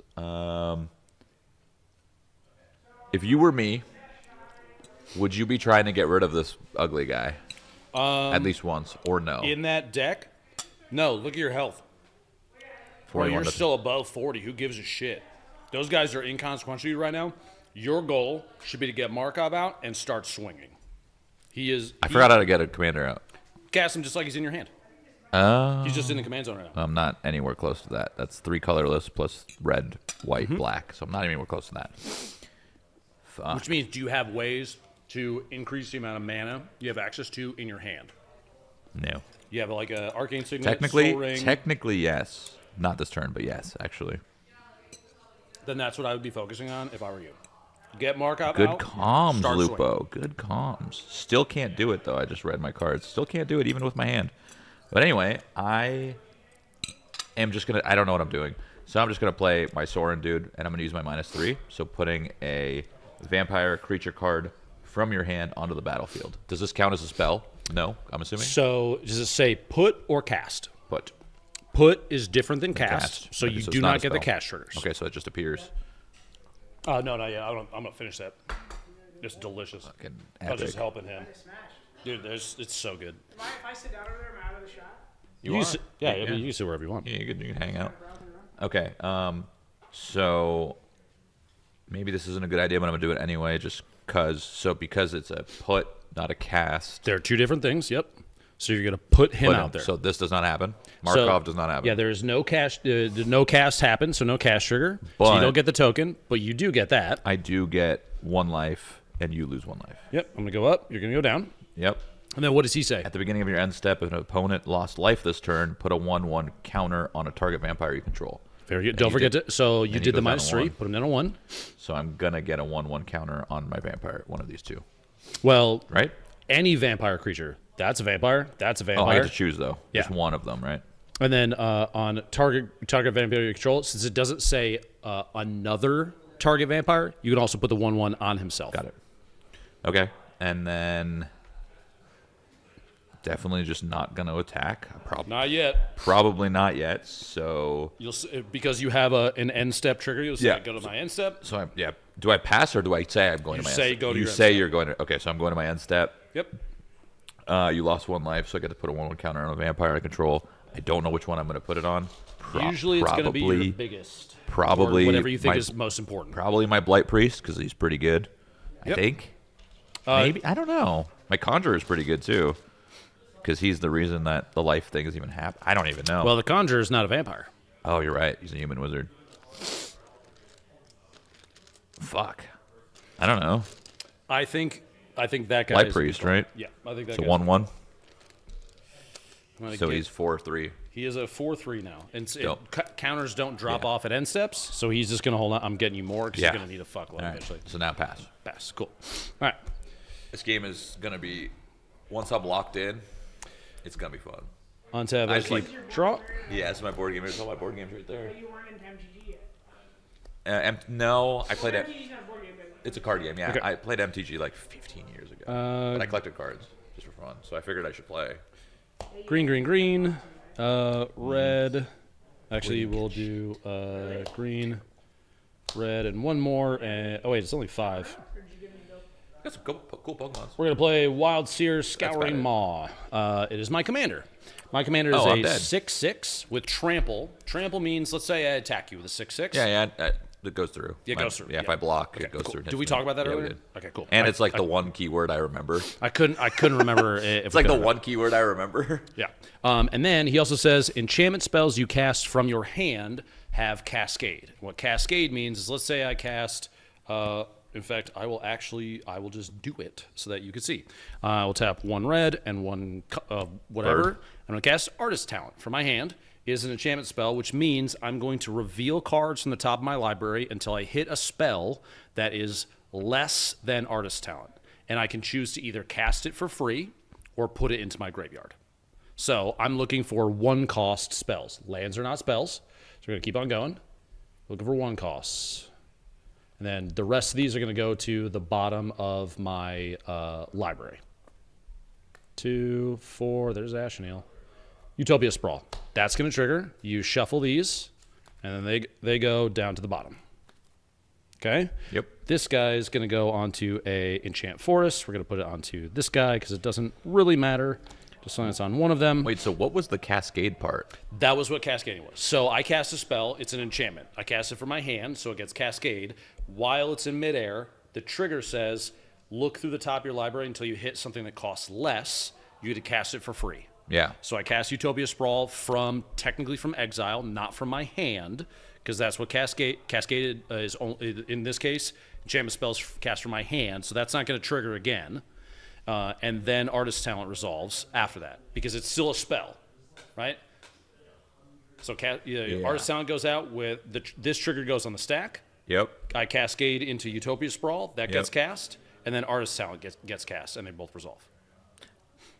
I mean, that makes sense, but I'm just struggling to understand what the Cascade part means. Cascade means I cast an enchantment, so I cascade into Utopia Sprawl. It's like you get a free cast that's lesser value. So Cascade is just casting a spell from your hand? No, the Cascade is what was what was triggered, and the Cascade is I went down until I found a lesser cost card, and I get to cast that for free. Yeah, but like, how was this the Cascade? What chose that? Well, because I just cast it from my hand. Read this? Enchantment spells you cast from your hand. This is an enchantment. Yeah. Have Cascade. That's the keyword. Got it. So Cascade is search for spells that cost less from the top of your library until you get one that's lower, and then you either cast it for free. So if you had like a 5 cost, I would go until you I would hit go a 4. at 4. Yeah.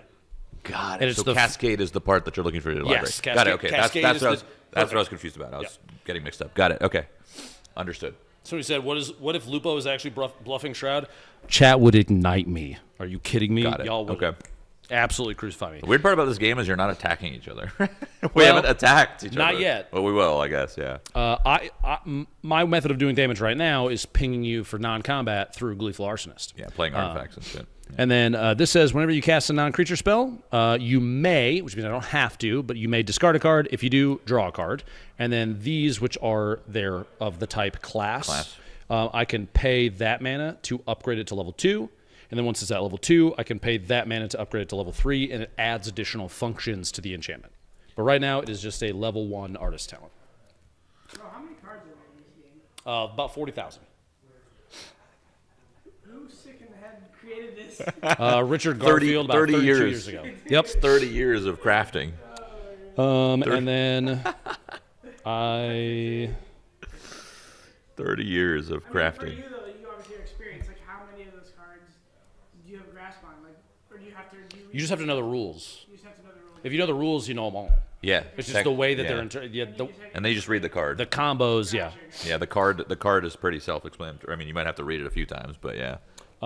So the beginning of your I forgot a trigger. I'm not gonna fix it because I screwed up. It says the beginning of your pre-combat main phase, exile target card from a graveyard. I spaced doing that. If it was a land card, add 1 red or 1 green. Otherwise, you gain 2 life, and Clothis deals 2 damage to each opponent. I completely forgot the trigger. It's up to you if you want me to take it or not. But normally, I try to make myself better by being like, all right, I fucked up a trigger. I'm gonna remember that next time. Yeah. I mean, it's up to you. I don't care. Nah, I won't, Okay. I'll punish myself for missing. Sure. It. Fuck yeah. I'm down. Yep. And then Need all the help I can get. Pass. Okay. Untap, upkeep. Do I have any upkeep? I don't think I have any upkeep. Still don't have any upkeep. And draw. Oh, fucking finally a fucking land playing mountain. This finally fucking... Oh, no, that doesn't matter. So 5 mana, huh? Well... Technically, it is not a May ability, but I missed it, Chad. If I could, would now be the time to play Markov? Because I got a lot going on. Yeah, you absolutely should. Yeah. Okay. So I think I can. No. Well, hold on. Let me do math. Nope. Wait.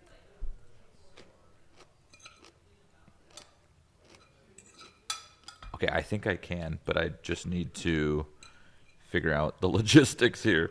Okay. Somebody said, isn't Edgar banned in 1v1 Commander? Yes. Oh, you gave me a banned character. But I'm going to fuck you up. Sorry. No, you will. You play him right now, and you go to combat, you're going to fucking crush me. But Okay, so it's just for the... White, red, black. It's a house rule. It doesn't really matter. We're not playing for money or anything, Chet. So red. Guy goes, who's cheating here? Shroud or the other guy? Shroud's cheating. Shroud's cheating.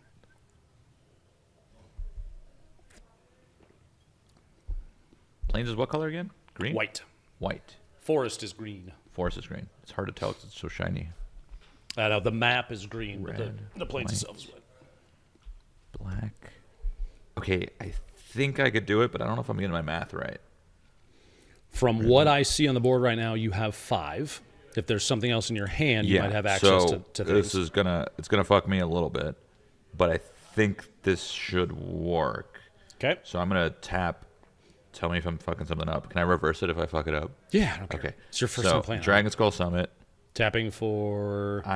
just colorless. Okay, cool. And then tapping this for colorless as well. Yep. Placing Grim Monolith. There you go. Now that thing's gonna happen, right? You're gonna do so damage you to me. played you cast a non-creature spell, so you're gonna take 1 and 2, so you're gonna take 3. Yep. 1, 2, 3. Cool. He does not untap during your untap phase. But I can't. I could tap him now, right? Since I played 100%. Not a creature. Doesn't have summoning so sickness. to tap him, if I tap Grim Monolith, I can add 3 colorless mana to my mana pool. Yes, you can. Play this ability as a mana source. Yep. What does that part mean? It's just that's old rules text. Okay. You basically just it means you tap it for mana. Okay, so I can tap it for mana. So now I think I have the mana to play Markov. You do. Red, white, Black, because I look at his and 3 and colorless. then 3 colorless. So I'm Yes, gonna sir. tap. And this cannot be untapped unless I spend 4 mana to untap. Correct. All right. Does Don't forget me to tap that red too. Oh, sorry. Does me playing the Path of Ancestry It triggers the scry. It triggers the scry? He matches the same creature type as Okay. himself. So would I play him first? So before? you cast him. I He's cast midair. him, so now I scry? You have 2 triggers. Actually, so read the Eminence trigger on Markov. Well, whenever you cast another vampire spell. Good catch. So I wanted to another. make sure Yeah, that you understood another. that. So it He doesn't does count. not Yeah. see himself for that. Yeah, okay. Got it. Otherwise, you're good. So you do have the scry. Yeah, so would I scry before I play him on the field? Yeah. So I'd scry now.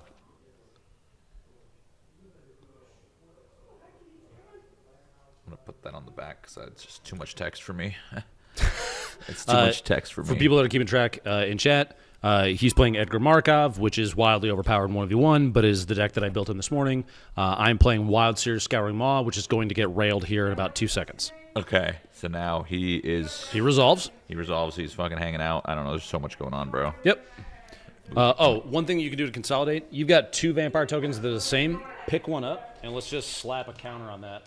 You now have you have 2 of those guys. Got it. Ta-da! That's why I have the 2 there. Is I have 2 of those guys. Okay. Save some space. Okay, so now I got Markov in play, which is fantastic. For grouping purposes for yourself, I would make sure to keep Sorin separate since he's a planeswalker, Okay. not a creature. Got I it. always try and group my shit. Okay. I might actually just start. Is it like okay if I stack my lands a little bit? Oh, bro, yeah, absolutely. Okay, because they're gonna get crazy. So that eventually I'll just have a fucking pile of tapped lands, and then I'll just pick them up and do them as I need. Okay, so there's a few things I could do. Don't forget, check for any ETB triggers. You just had a creature hit the battlefield. So look at That's right. Sorry.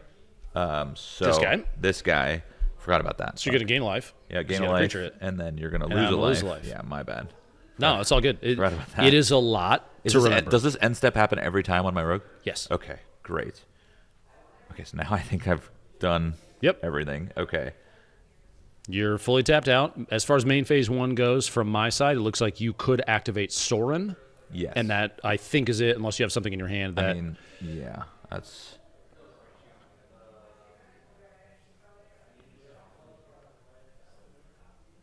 Yeah.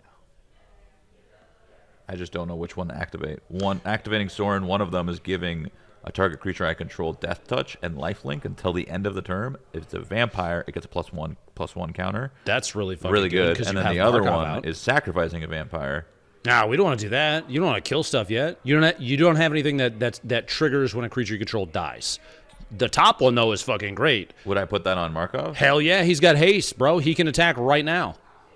True. And when he First strike. attacks, the bottom trigger for him says whenever he attacks, all your vampires get +1/+1. Oh, I see. That's why because I it's an wouldn't- yeah. attack trigger. It happens before I even declare blockers. Got it. So all your dudes are about to get buff. Yeah. Even if he just attacks, which I'm gonna be honest, you should attack with a lot of shit if you can. If you feel comfortable doing it. Yeah, no, so now I would... So do that +1. +1 there. Put the 1/1 counter on him. He gets a 1/1. 1/1 for the go. And he technically has Death Touch and Lifelink until end of turn. You'll just have to remember that. Death Touch, we talked about. Yeah. Lifelink means you gain life equal to the amount of damage that he deals. So he's dealing 5. He's going to deal 5. When he goes to attack, he's going to become a 6/6. Remember that bottom trigger? He sees himself for that too. So this dude hits the fucking gym. They all do steroids together, and then they come and pummel me and shove me into a locker. So he gets a counter for attacking himself, Yeah. and everything else gets a counter. All my Markov's vampires. busted, dude. That's insane. He's very, very good. Okay, so I would probably want to start my combat now. You say, I'm going to go to combat? I'm going to go to combat. And now you then declare I would attackers? definitely declare with Markov first before, because the +1's going to go to all of them. Thing to right? keep in mind. So let's do a little bit of math. This is where you have to check things. Okay. Right now, he's a 5/5. When he attacks, he becomes a 6/6, and he's got first strike. If he didn't, I also have a 6/6, but since you have first strike, if I block Wild Seer, you're still not going to die. Yeah. That's for me. That's fucked. For Yeah. you, that's great. Yeah. So from what you see, I mean, I do have. You can know the number of cards. I do have 3 cards in hand. But you're tapped. I'm tapped out mana wise. There's like a limited number of free spells if you control your commander. You don't know if I have that or not. You don't have the knowledge I of don't those have things. the knowledge, so it's whatever. Yeah. But as far as you could tell from the board state, you Like, would win I'm that. in a You would very win that good matchup. spot right now. 100%. So I would attack with Markov. You would attack with at least Markov. At least right now. Markov. Yeah. But I would want to start with Markov, for sure. Because then You technically declare them all at the same time. Oh, you declare them all. Yeah. But what I'm trying to say is whenever he attacks, Whenever he attacks, all your vamps get +1/+1. that's what I'm saying. So I should start with him. Yeah. Yeah. So I start with At Markov. a minimum, you're swinging Markov. Are you going to attack with anything else? Oh, I have to also say. Yeah, I also you have get to. one combat phase. You declare Oh, all attackers at the same time, shit. and then I declare all blockers at the same time. So this is where you start you do a little bit of math, right? So if he attacks, you know this guy's going to become a 3/3. 3/3. This guy's going to become a 2/5. These will both be 2/2s. This guy will go to a 5/4. This guy's not a vampire. So we don't give a fuck about him. And then you look over on my side, right? I've got, Do I choose the order of which they attack? you declare all attackers simultaneously. Yeah, but do I choose like who attacks first? Nope. You're like, everybody steps up to the line that's going to attack. And then everybody on my side steps up to the line to block, depending on who I want to block. And then all the combats, all the attacks and blocks happen at the same time. So you can just choose to block So- my yeah. Blight Priest with your commander Yes. and just kill him? Yes. That is a thing. That's so weird. So Okay. in this case, because you know that, if you don't want to lose that guy, don't attack. Don't attack with him.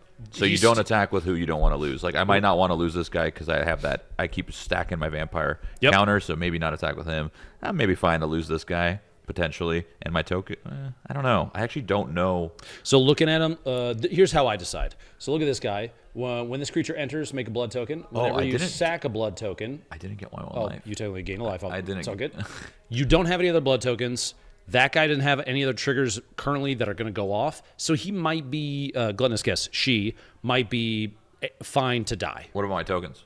Tokens, if you don't want to hold on to them, the other part of this is like you swing Markov alone, they're all still going to get 1/1 counters. Yeah. So if you only swing Markov right now, I I don't just have keep stacking my 1/1, so I attack maybe once or twice with Markov, and then I go fucking Yes, swinging. exactly. Okay, so that's probably what I should That's probably do. what you Yeah, should that's what I should do. Start okay, beefing so, your boys up. so I'm just attacking with Markov, nobody else. No other attackers declared. Declare blocker step. Looking at my devotion, I have 1, 2, 3, 4, 5, 6, 7. He is a creature. He is going to block and is indestructible. So he's not going to die. But before we keep going, attack trigger, put 1/1 counters or increase them on all your vampires. So this would go to 2. Guy Does Chad, Markov go to 2 or no? he does indeed. He sees himself. Guy chat goes, attack with all Mathis for blockers. That is a common statement. There you go. And That's counting for both. Yeah, too, right? that's how I do it too. Yeah.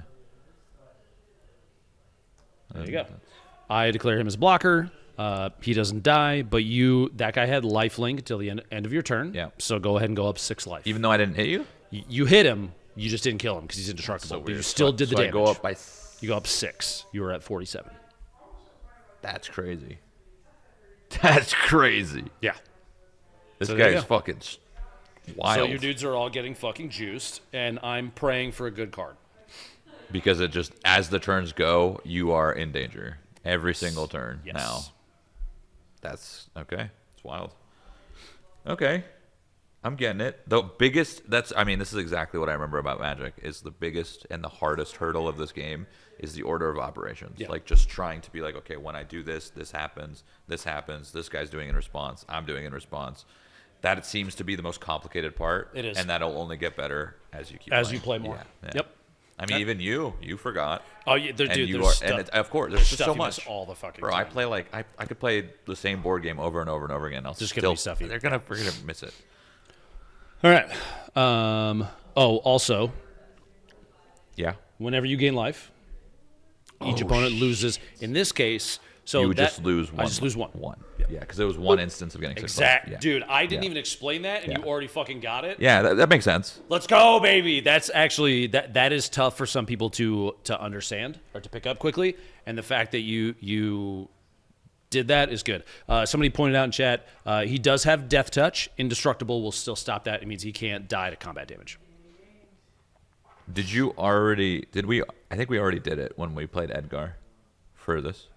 Yes, we did. You played him. I went down. I did. I went. We You did went the up a one- life. I we went did, down a okay, life. I just don't know if we did that. Okay. Sick. Damn. You still got your end step trigger, Right. unless you're gonna do something else. No, I forgot. Okay, and now I'm going to end step. I did lose You life. did this lose turn. life. 1/1 counter on a vampire. Probably should put it on him. I would just choose Markov, Yeah. dude. Yeah. And now Lupo's playing Escape from Markov. God damn it. I fucking hate how funny that is. I mean, to be fair, you did rig this in a way where I'm playing a. He's strong- super yeah. juiced. He's super juiced. That's okay. I have 10 other decks. We can swap around Yeah. and find other stuff. That way Yeah. you can see the other mechanics and shit like that. Okay, so now pass. All right. Time to fucking Lock it try in. something, dude. Big bucks and whammies. If I get it, we got to get it. That sucks. It's crazy. Death Touch doesn't even kill your indestructible. Nah, you can't die like that. Okay. I am Wait. worried about that. He goes down to 2/2 Why would he go down? because this is only until the end of your turn. End of turn. Read the whole thing. Oh wait. Oh, so it's just the life. The lifelink and death touch drop off? That's the gone. 1/1 counter does not. He is still a 3/3. My bad. Okay, chat. I have to do something that is going to be okay. So you're pretty set up to beat my ass. Okay. I have to do something very toxic. Oh no. Chat, forgive me. Okay. We are going to tap Utopia Sprawl. It says, when it enters the battlefield, choose a color. I'll choose red. Earlier, when Enchanted Forest is tapped for mana, its controller adds one additional mana of the chosen color. So I'm going to put a red and green into my mana pool. Okay? I'm going to use the green. So there's a term called floating. I'm going to float the red mana. So it's going to stay up here, Yep. not used yet. I'm not going to leave main phase 1. Yeah. Oh, before we actually even do that, hold on. Beginning of pre-combat main phase, exile target card from a graveyard. We will exile. I'm going to exile Sky Shroud Claim. I'm going to gain 2 life, and you're going to lose 2 life.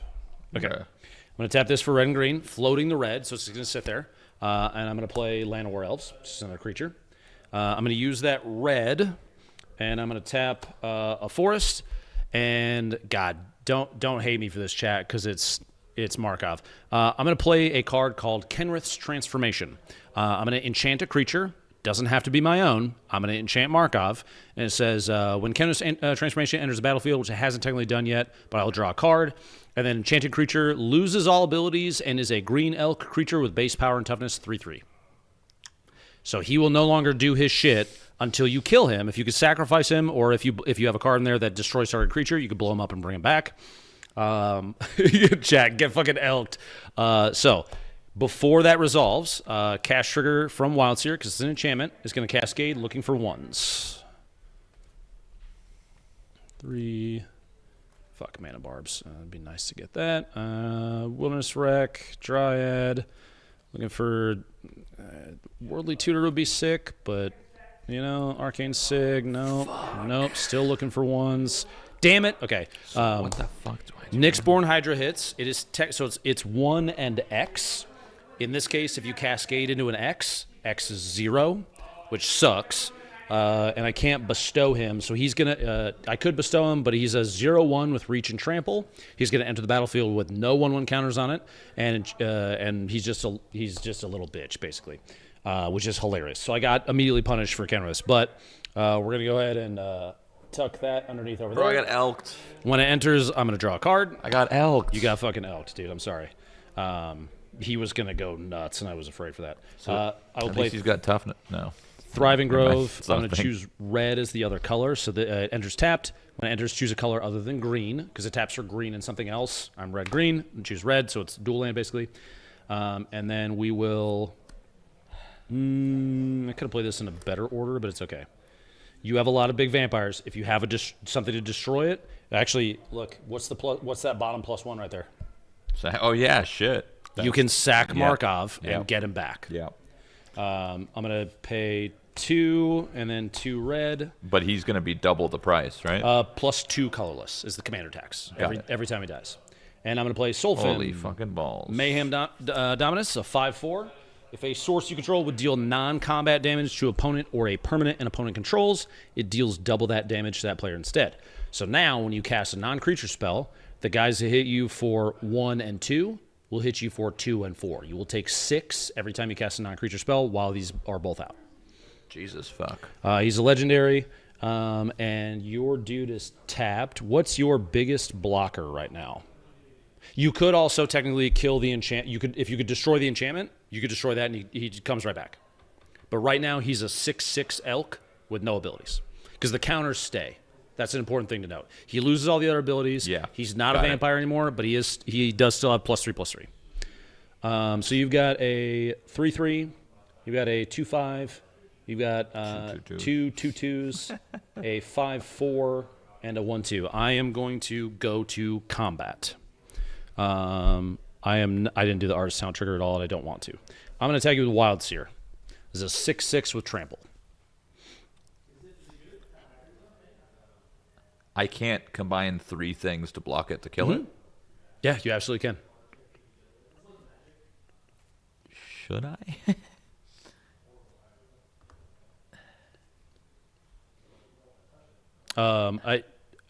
Chat, I'm not gonna blow up his Sorin because I want him to be able to sack the commander if he needs to. You could also you could block with Markov and they would both die. Yeah. It's not a terrible idea. Oh, actually, no, you can't. He's tapped. Never mind. Oh, no. Sorry. Damn it. So I'm attacking you. I don't want to. Attack You don't want to Sorin. attack Sorin. Well, because I want to give you. You're giving me a chance. Yes, because counter. But in a perfect transformation is- world, you'd probably attack. 100%. If I was trying to play to win, I would attack Sorin to force you to block because he's your sack outlet for Edgar to get him back. Yeah. I mean, Or you could take it on the chin. You could take 6 commander damage if you wanted to and just be like, I want to keep all my shit. Because then you have all the creatures that are all still already kind of buffed. This is one of those, like, you have to choose what you want to do. Oh, actually, no, never mind. Sorin can't kill him because he's not a vampire anymore. Because he's an elk? He's a fucking elk. Yeah. Shit. You may as well just murder Sorin then, right? No, I'm attacking you. Still? Yeah, I'm not doing that one. I mean, I don't know what the right decision here is. You have 45 hit points. Honestly, if you don't want to Take lose it. a creature, just take it in the chin. Yeah, just hit me. Okay, so I'm going to go in here. 1, 2, 3, 4, 5, 6 commander, and it's going to minus it automatically. So you're down to 39. Remember, 21 commander, you lose. Yeah. But you're not even close to that right now. So it's no Okay. big deal. And let's see. I just played that guy. I am going to pass. All right. Untap your elk, welcome dude. back, my elk. Welcome Hell yeah. back. Oh, don't untap that. No. Yeah, Chad just said a good thing, too. Savalel, life is a resource. Spend it. It's okay to spend it. It's okay. Yeah. Absolutely. I mean, you're already getting life back when you're playing Yeah. creatures, so you might as well, right? Yeah. Why is it 21? That seems so random. Yeah, there's a random number. So base life is 40. It is more than half of your starting life, so 21 damage. That's why it's like that. Yeah, life doesn't matter unless it's 0, dude. This is so fucked. That was a mean thing to do. I fully admit that. Well, what's so fucked is, I'll just tell you, I only have 2 cards in my hand, and they're not creatures. So if I play them, you're going to hit me for 12. It's you for 6. So, But I have 2 Severance. Oh, yeah. If I play both of them. If you play both of them, you will take 12 damage. That's what I'm saying. So it seems fucked. That's the mechanic of my deck. That's crazy. That's how it works. Is I sit over here and I build a wall and then I punish you for doing things. Your job with your deck is to attack my face and try and kill me. I mean, I could tell what I already did wrong. I should have tried to play Authority of the Consuls sooner and Panharmonicon before I did any of this. Can I make a suggestion? Yeah. Look at your rightmost creature. What's the bottom ability say? Oh, shit. Also, did you draw? Yeah. Okay. Wait. Yeah, I drew a swamp. Exile another target creature you control, then return it to the battlefield. If you exile a creature, it leaves the battlefield, which means its counters and any equipments or auras drop off. Yeah. You could flicker Edgar and get him back at your end step, and he is back to being base 4/4, but he's not an elk anymore. Yeah.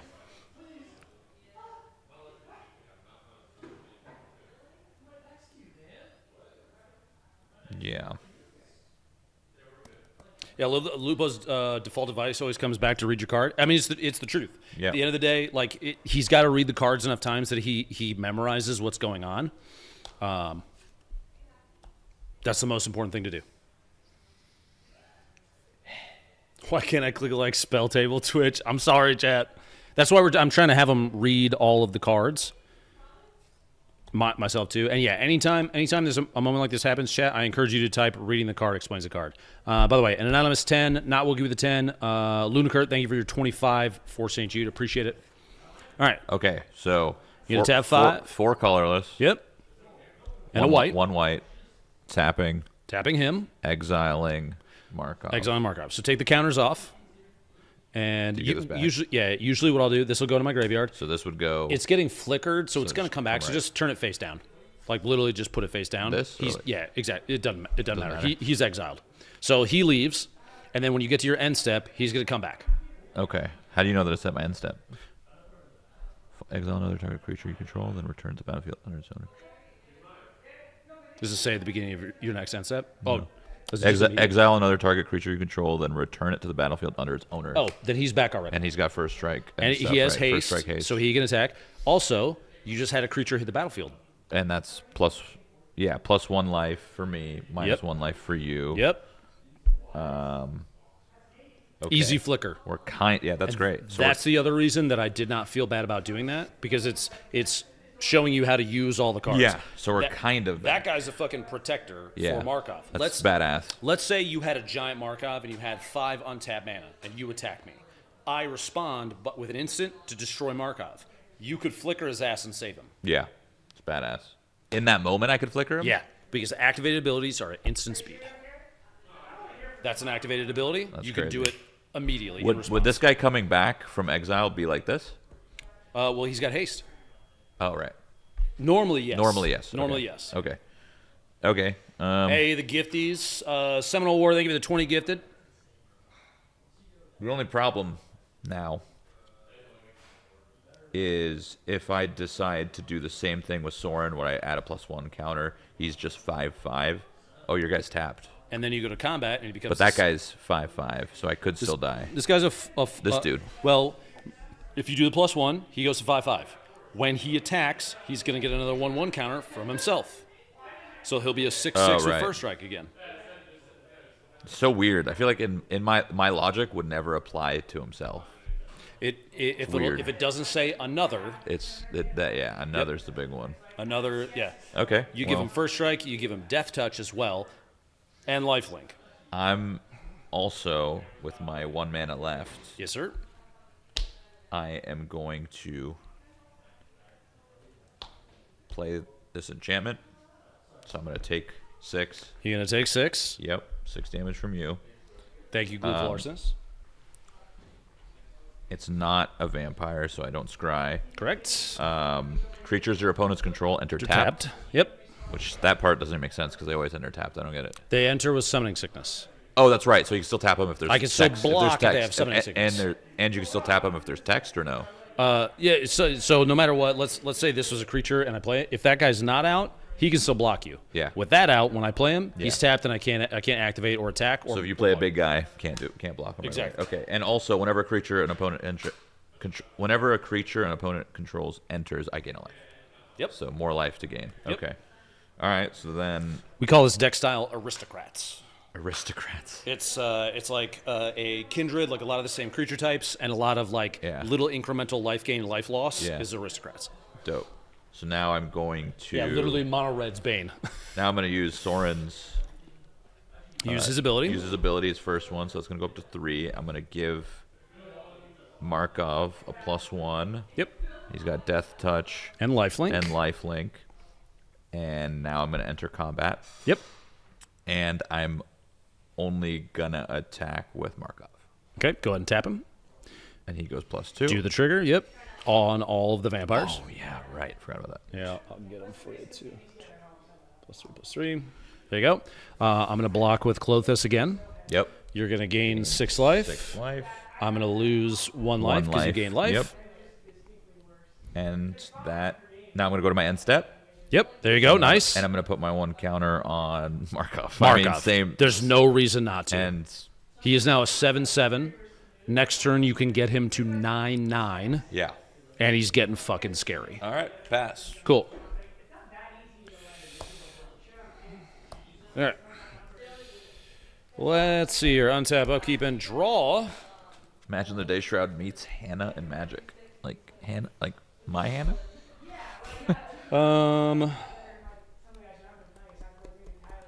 It's crazy how there's no limit to how many cards can be in play in this game. Oh, yeah. It's so wild to me. No board limit's insane. The beginning of your pre-combat main phase, exile target card from a graveyard. If it was a land card, add mana. Otherwise, gain 2 life, close deals 2 damage. I'm going to exile the 1 card you have in your graveyard. Yep. So I'm going to gain 2 life. You're going to take 2 damage. Boom, boom. Source of non-combat damage to an opponent. You're actually going to take 2 more because it's doubled from Solfim. We'll do 1 red. 1, 2, 3, 4 colorless. I'm going to cast Coruscation Mage. It's a little otter wizard, and I'm going to pay the Offspring cost. So some cards have additional costs on them. That says Offspring with 2 colorless. If you pay the Offspring cost when you cast it, I'm going to make a 1/1 token copy of him that does the same thing. And he says whenever I cast a non-creature spell, it deals 1 damage to each opponent. So I have 2 of them. So he's going to come out. I have to cast non-creature spells to get him to trigger, though, which I wish that I had, because I have hit a rut that I typically hit with this. I'm just going to put the 2/2 on there, in which I'm going to tap 1 green, and I'm going to play the only other card I have in my hand, which is yet another mana dork. I'm short card draw. I don't have any fucking card draw right now, so I have nothing left in my hand. I'm in a pretty fucked position. Yeah. I mean, I only have 1 card, but I got Markov. Yeah, but you got a wall. Yeah, you have a wall of fuckers. So, these guys do enter tapped, as does the Elvish Mystic. Right, because of my. And Authority of the Console And says I gain 1. 1, 2, 3, because it's 3 separate creatures entering. Oh, because there's 2 of. Yeah, got it. 2 of those guys Yep, and 1 of yep, those. yep. He says whenever you gain life, I'm going to go 1, 2, 3, and lose 3 life. Oh, Because 'cause those there's are 3 3 different separate instances. instances. And now I cry. Because this sucks. Let's see, your biggest blocker now is a 3/6. Which I would still kill unless you stack block. You've got 2. 6/5 is my biggest, no? Wait, which one? Oh fuck, he's a 6/5? Yeah. Fuck me. Pass. And you were gonna attack with your commander, I assume. Yeah, but you have a guy who will trade, and I don't. And that's a good trade. Well, for you, fuck yeah, you kill my commander and you lose a one dude who's Nah, there you go. All right, Go for it. untap, no upkeep. Come back, Markov, my friend. Who's knocking over there? Okay, so I drew. I'm gonna play Plains. Quick, Lupo, flip the table. Lupo, what's doubling the damage? Soulfim is doubling non-combat damage. So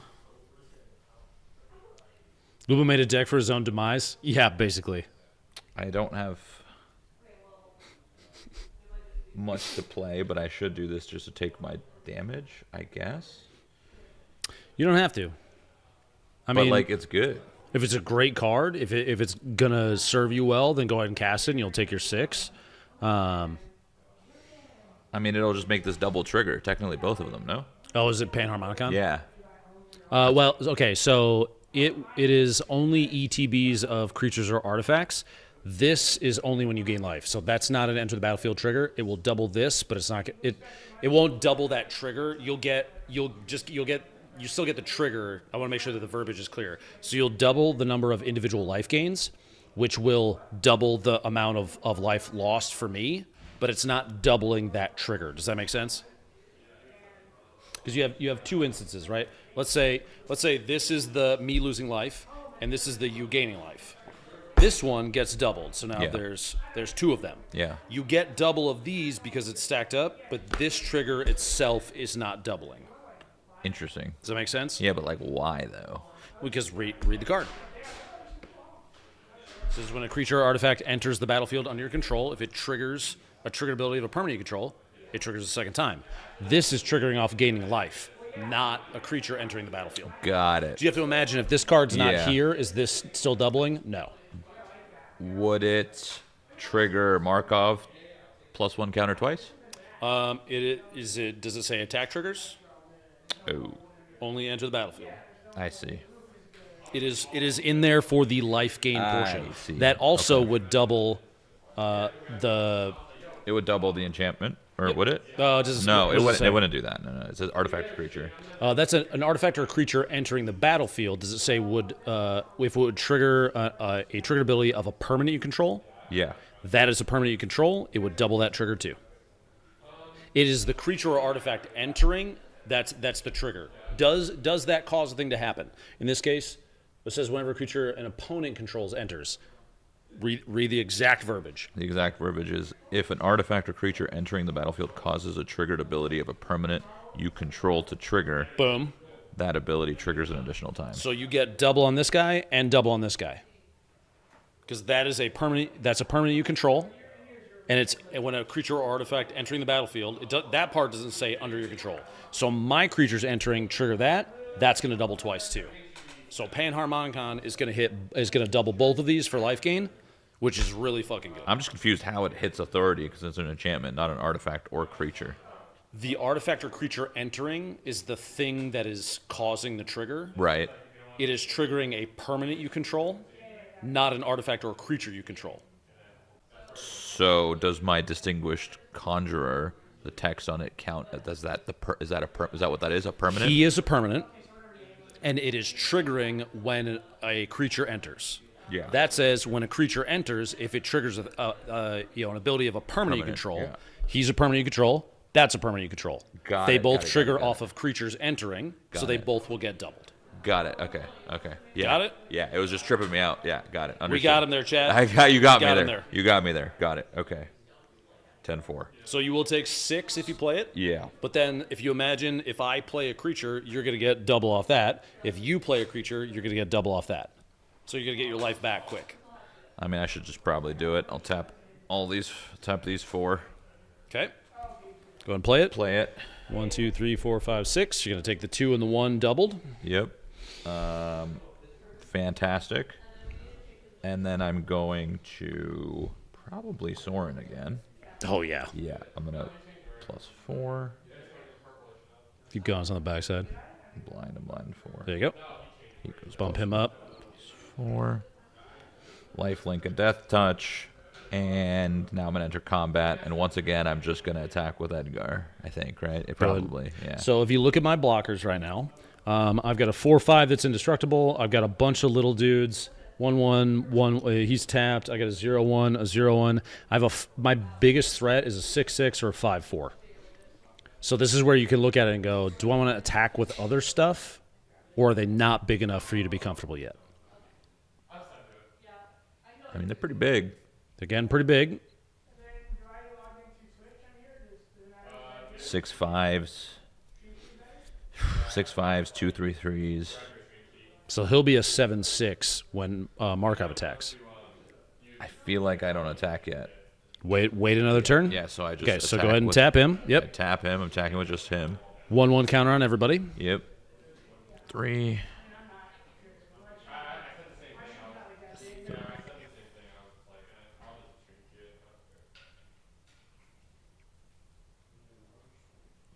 Chat, when he decides to just start following through because his shit is too Oh, big. this goes up to 5, right? It does. Yeah, that's crazy. So he is a 9/9. Yeah. I'm going to block with my indestructible Clothis, so you'll gain 9. Yep. Did I do that right? Yep. Yeah, And okay. then I will lose 1 from the single instance Yep. from, Marauding Blight Priest. Yep. That little fuck. And then I'm going to enter end step, so I'm going to juice him up to 6. And pass. Please, top deck. Please. Just something, dude. So, like, this hopefully should be lining me up to a point where Your I stuff is should- getting huge. I haven't drawn into a board wipe, obviously. Otherwise, I probably would have done it by now and started attacking you. So it's all going to depend on... the heart of the cards. There's 100 cards in there. Okay. There's not much heart in the 100 cards. Okay. Not bad. I don't want to... I need the mana dorks to sacrifice. Okay, we're going to do 1 red. 1, 2, 3 green. And... Okay, we'll do a 4th green. And we are going to cast a spell called Bigger on the Inside. I'm going to enchant Artifact or Land. Before that actually goes off, we'll talk about what that is. First trigger, right here, we cast a non-creature spell. This creature deals 1 damage to each opponent, but it's doubled, and I have 2 of them. So you're going to take 4. Okay. 1, 2, 3, 4. I missed the fucking trigger on this again. I'm gonna exile that. Yep. It's I'm gonna gain 2 life off that. And you're gonna lose 4. 1, 2, 3, 4 because it's doubled as well. Sorry. So we got those triggers, and then also it cascades.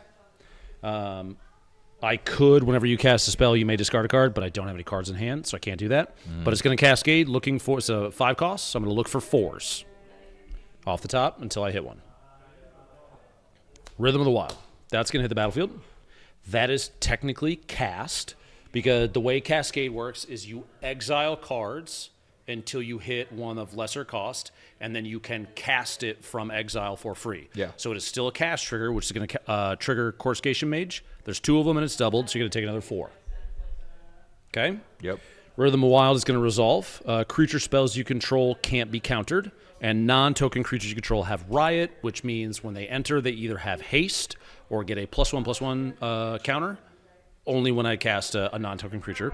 Then Bigger on the Inside is going to resolve, and I'm going to target Rootbound Crag. And it says, enchant artifact or land. Enchanted permanent has tap, and target player adds 2 mana of any one color. The next spell they cast this turn has Cascade. Coincidentally, if I cast an enchantment from my hand with both that and Wildseer on the board, it Double has Cascade. Yeah. Cool. I got his ass down to 30, chat. Kaz, doesn't Shroud have something for when you cast things? He has something for when I have a creature hit the battlefield. Or an artifact. Or do you have... creature or artifact would double. And that's... But that is it right That's now. pretty much, that's it. That's all my triggers. I didn't have a land hit. I'm in full hold with a giant wall of creatures to throw in the way of you when you decide to start attacking me, because they'll start getting killed off. And you have stuff that would stop me if I try to attack, so I'm going to pass. My hope at this point, to give you an insight into my side, is I keep drawing into enchantments that I can cast and have Coruscation Mage hits, and you cast non-creature spells, so you take damage. That is the only hope I have to try and do something. Yeah. Well, Shit. I feel like I can't tell if I'm in a good spot, but probably. For the guy in chat, TK said, did he make Shroud take 4 extra damage by mistake? No. I missed a Klothys trigger to exile a card, which does 2 damage to each opponent. Doubled from Soulfin would be 4 there. And then I cast, technically I cast Rhythm of the Wild off of the Cascade from Bigger than the Inside. So he would have taken a total of 12, which is what he did. Tapping these 4 to untap Grim Monolith, just because, I mean, I can't use my mana for anything else. A guy just made a really fucking funny joke that, so there's a mechanic in the game called Shroud. Yeah. It means that nobody can target it with a spell, not even you. Yeah. So somebody said Shroud. Yeah, look, Shroud can't target himself. By the way, that's super fucking nerdy, guys. Okay. I didn't cascade into a trigger or a creature. Chat Rhythm of the Wild is an enchantment. They're both. enchantments. I made sure. I was looking at them. Yeah. Yep. All right, what do you got? Well, I'm gonna use Sorin. Did you cast something? No. Your lands are still tapped. Yeah. No. Oh, you untapped Grim Monolith. Yeah. Sorry. Okay. Yeah, you're good. Doing the +1. +1 again. Mark off. Oh yeah. Yeah. They don't go to 7. Hey. You say each opponent takes damage from it. Do you also take damage from it, Lupo? I'm not my own opponent, brother. You think my guys are big enough yet? I don't even know. Let's do math. My biggest is a 6/6. What do you have that has 7 toughness and any amount of power? How many 7 toughness guys? Just this guy, and then obviously Markov. Yeah, Markov right now should continue swinging. Obviously, this guy's at 7 toughness, and when you attack, he's going to go up again. This guy's at 5. He's going to go to 6. These guys are going to be 5/5s. Well, this guy's not 7, but he will be 7. He will be 7. So these 2. I mean, that's a decent bit. Is that worth? I don't know. I don't know how this game works when it happens.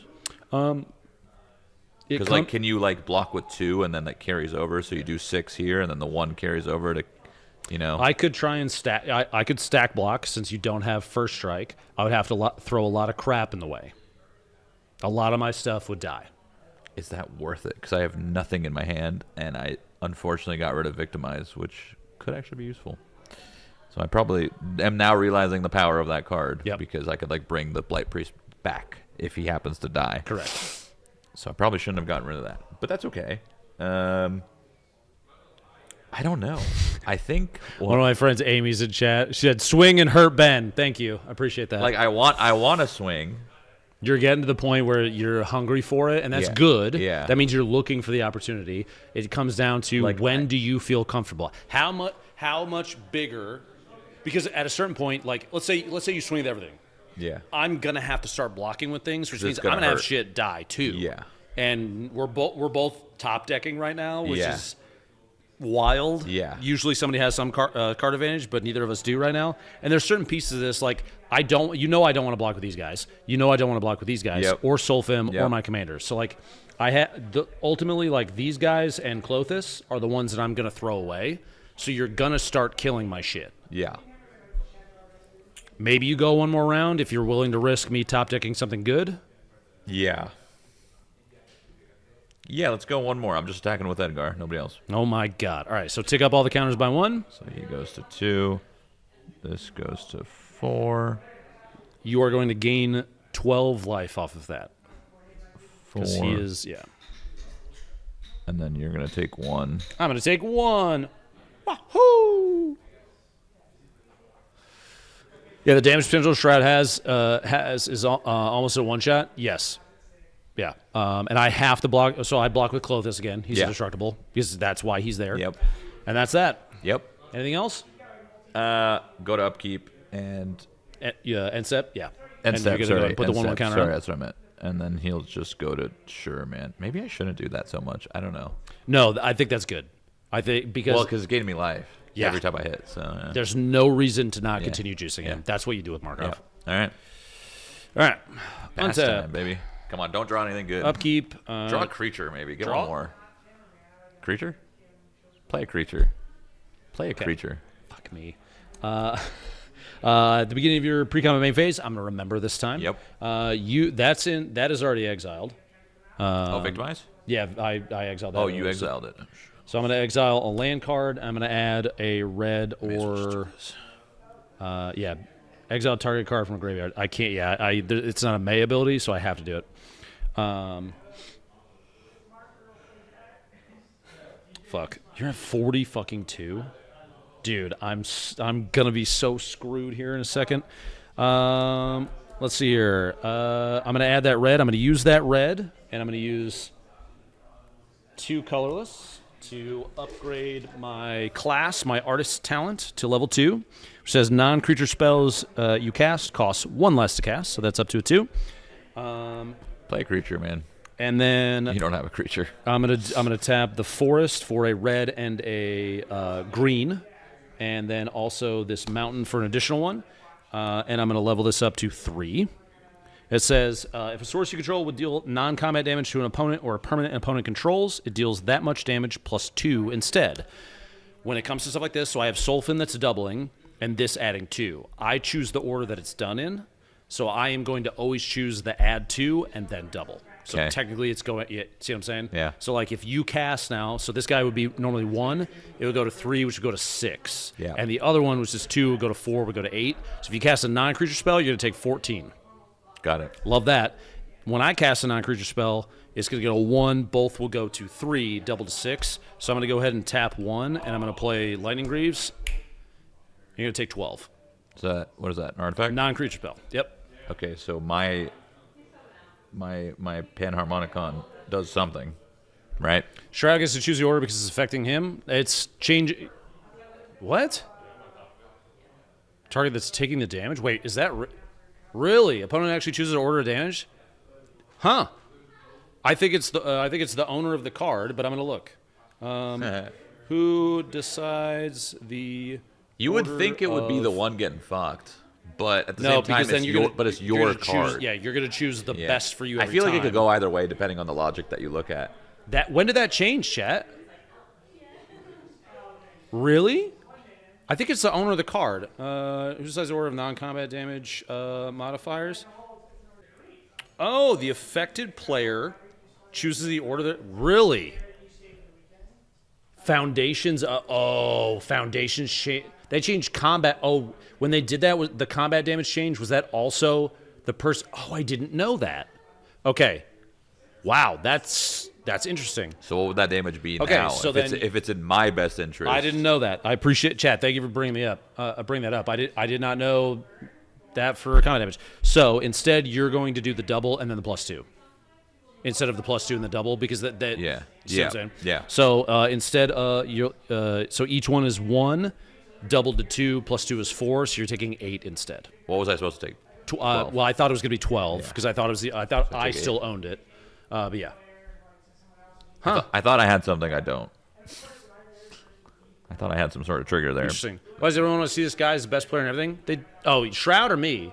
Shroud? Yeah, I don't know. Either way. Interesting. Yeah, I didn't. Huh. Well, thanks for telling me, chat. That kind of makes me rethink some stuff about this deck then. Yeah, Cool. you're like, this deck ain't as sick anymore. Well, no, it just means that some of these I might remove and put other things in that are potentially better for the deck. We'll see. Either way, you take 8. Yep. Lightning Greaves, I'm going to pay the equip cost, which is 0. So it's free to equip. I can put on anything. We're going to put that on Wild Seer, and he now has Shroud, which means you cannot target him with spells. Dope. And then I'm going to pass. All right. Untap. Draw. Your artifact, by the way, Doesn't do anything.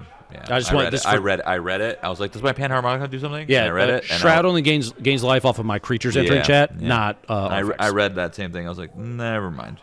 Yeah, he gets double ETBs for it, which is nothing. Interesting. Play a non-creature spell. I mean, I'm gonna play.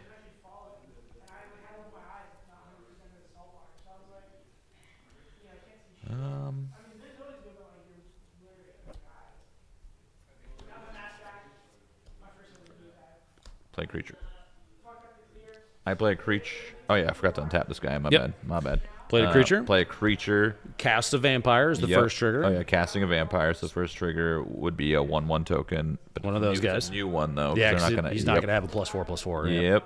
Does anything else happen? Yes. 2 creatures entering. Yeah, 2 creatures entering. So we'll do the first one. So I gain not 1 but 2 life because I have Panharmonicon, right? For each one. So I get 4 life, but you would only take 2. So the trigger is doubling, not the quantity. Oh, So you right. technically Yeah, I'm get- sorry. Each one is Sorry, 2 my bad. triggers, So so we you'll go up 4, and I'll go down 4. Wait, that'd be 4? Yeah, because you had this guy and this guy enter, Yeah, and that means that this triggers twice, but this doubles it to 4 triggers. but I've only gained life twice. You gain That was only 2 instances of gaining life. So when let's do it one step at a time. This guy hits. This triggers. Panharmonicon says that triggers an additional time. They are 2 separate triggers of 1 life gain. So this guy sees both, and I lose 2 life for this guy. I see. You then get 2 triggers of this guy, and I lose 2 life again. But Panharmonic. Oh, I Panharmonicon, see. yeah. Panharmonicon seeing The trigger happen for a creature entering. Yeah, I so figured it's double. Panharmonicon didn't work on this guy, but It it's not, doesn't. it doesn't work on this Yeah, guy. exactly. It's just seeing the doubles. Okay, Exactly, got exactly. it. Okay, 10-4. Okay, well, I feel like. Oh, I also get a blood token. My bad. Which is that off of? Whenever this creature enters, create a blood token. And I don't think it helps me because I can't discard a card. So, okay, when this creature enters, create a blood token. Look at Panharmonicon. If a creature or artifact entering causes the ability of a creature or of a permanent you control to trigger, it triggers an additional time. He sees himself because it's an ETB, and it gets doubled. So you have 2 blood tokens. 2 tokens. Holy shit. But it doesn't even matter because I fucking just drawing from the top. Yeah, you don't have any cards to discard. But that does mean on the next turn when you draw a card, you can sack a blood token if it's a card you don't like, and you can check the next one, and check the next one again. But technically it could matter because his tap, I can't tap him now, right? Because he's... Correct. He's got summoning sickness. But his tap, if I was to on the next turn, would be sacrifice this creature. Target creature gets -X until the end of the turn, where X is twice the number of blood tokens you control. Activate only as a sorcery. So you could do it on your turn and give one of my things -4/-4. But does that trigger the damage to me? No, that's not. It is not a spell. Okay. It's an ability. So you'd be good. Okay. Well, he's a halfie. Now, I don't know because math is hard, but I think I go almost all in. Like, I feel like I start throwing down, but I don't know because I feel like if I start to throw down at the wrong time. We haven't done anything yet. Fucking swing out, dude. There's no at this point. Just I would just. Yeah, but then like the game could go so much longer if I fuck it up because then we're just drawing from the top of the deck over and over and over. But and it's a learning opportunity. Yeah. Now, honestly, at this point, yeah, math is for blockers. If I were in math is for blockers. Math is for blockers. Dude, yeah. I think if it were me, you Sorin Markov and you fucking swing everything. Yeah. You swing everything? Yeah, because you have 2 blockers. You'll have 3 blockers. You don't swing this guy, you can't swing this guy, Right, and you can't swing this guy. because he's so like you this. have 3 blockers to throw away. You're gonna gain, dude. So if you +1 him with Markov or with Sorin, he's gonna be 14-14. He's gonna go to 15-15. You're about to gain 15 life. I can't hit you for 15. Like the amount of combat damage I'm going to be able to do is very low in comparison. Yeah. I think that you Sorin onto Edgar. All right, fuck it. Sorin on Juice his Edgar. ass. Yeah, you do the math, bro. Go, yeah, Ames Jack. Go to war. All right. So I'm going to enter combat now. Yep. And I'm going to enter with Markov. Tap them bitches. Show me what you got. I'm going to enter with Markov, Blood Thief. Fuck it. The Guest. And both. Honestly, fuck it. Both of them. Both of them. Swing that fucking guy too. Yeah, I'll swing them all. Okay. And then, do they all get +1 now to Oh, Markov they attack? do. Oh, okay, yeah. So Markov, 5, 6, 5, and 5. Okay. So Holy fuck. you were attacking with all of that. I'm going to go down the line here. You've got none of your stuff has trample, which is good. Nope. You do have a dude with lifelink. Touch. And Death Touch. I'm going to block Markov. Does that first strike haste not apply? Since my guys, it does apply. Haste at this point, since he's already been cast, haste only prevents summoning sickness. And he's been out for a while, so we don't care about that. The first strike thing would matter if I blocked with anything other than Klothys. Klothys is just going to tank it. Okay. Because that's what that's his job, right? We are going to. I'm going to put one of the Gleeful Arsonists in front of whatever your next biggest attacker is. Which I think is going to be this guy. Who's going to do 9. So he'll kill one of the Gleeful Arsonists. The other one is going to get in front of, let's see, 7, 6, and 6. Is going to get in front of this guy and die as well. I'm not going to remove them because they both have Undying, which means they're going to both come back with +1/+1 counters on them, since they didn't have any before that. And then I have not blocked these two or this guy yet. So I've got 3 instances of 6. Nyxborn Hydra will block and kill one, or block and die to one of them. And then I will put 2 of the insects in front of the other 2. And none of your shit will die. You will go up 15 life off of Markov. I will go down 1 still because you gained life. Yep. And that was a good attack. You started to clear. Yeah. Tokens don't come back from Undying. Oh, then instead of that, I'll block with 1 additional insect. Only one of these guys will have a +1/+1 on him. The non-token. So the token that you got from doing the thing. Exactly. So now the non-token one, the original. Thank you, chat, for catching that. Is we'll get to the Authority of the Consuls. Is it Authority of the Consuls when a creature and opponent control enters, not dies? So the non-token is a 3/4. Okay. Is that the only one that's... No, you have... The token is still a 1/2. So token's 1/2, and then the non-token is a 3/4. Yeah. Because if I kill him, then he's actually gone. That token will still stay there. Yeah. So if the token dies, Undying doesn't apply because... so a thing about tokens, when they hit the graveyard, they leave existence. Yeah. So an Undying trigger will not go off because the card doesn't exist anymore. Okay. But for him, he hits the graveyard, comes right back. Okay. Oh, chat's good call. Undying does return to the battlefield. Thank you, actually. So you will get 2 Authority of the Consuls triggers. Oh, it counts for because when it brings he dies, it back? Undying brings him back out, which means an ETB happens, which means Authority of the Consul triggers once, Panharmonicon triggers it an additional time, and you will gain 2 life. Yeah. Whenever the creature... Doesn't that mean you lose 2 life? Oh, whenever another... Oh, yes, actually, we're not done yet. Whenever another creature enters the battlefield... Under my control. Under your control. Okay, good. But what about this? this? And then I'm going to go ahead and lose 2 life on that, too. Yeah. Okay. So now, you see how... So you attacking, even though I blocked, caused me to take even more damage. And look, you're a fucking 55. Yeah. My whole goal now is going to be looking at it right now, strat-wise, I need to kill you with commander damage. I'm not going to kill you any other way. He's too fucking big, and I don't have a removal. Yeah. At least unless I top deck something. So that's where we are now. Anything else for your turn? Pass. I'm lasting. But now you just have to brawl. You just hit me. You just hit me. We're getting to the point where I'm going to have to draw swing a creature wilds though, so I don't. Damn it. Okay. We are going to land for turn. I'm gonna tap the forest because the landfall trigger, whenever land enters the battlefield under control, I'm gonna pay 2. I'm gonna make an additional 1/2 copy of him. So now I have 3 of these guys. Jesus Christ. I'm gonna tap sack and pay a life and fetch a forest or mountain card. We'll get let me grab a mountain actually. I was about to grab a forest. I'm gonna put the mountain out. Landfall trigger. I'm gonna pay 2, and I'm going to make another one of those.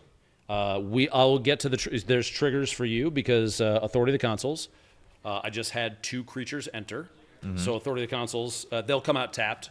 I'll actually do it this way. So I got 2 guys that can block, and I got 2 little guys that can't block.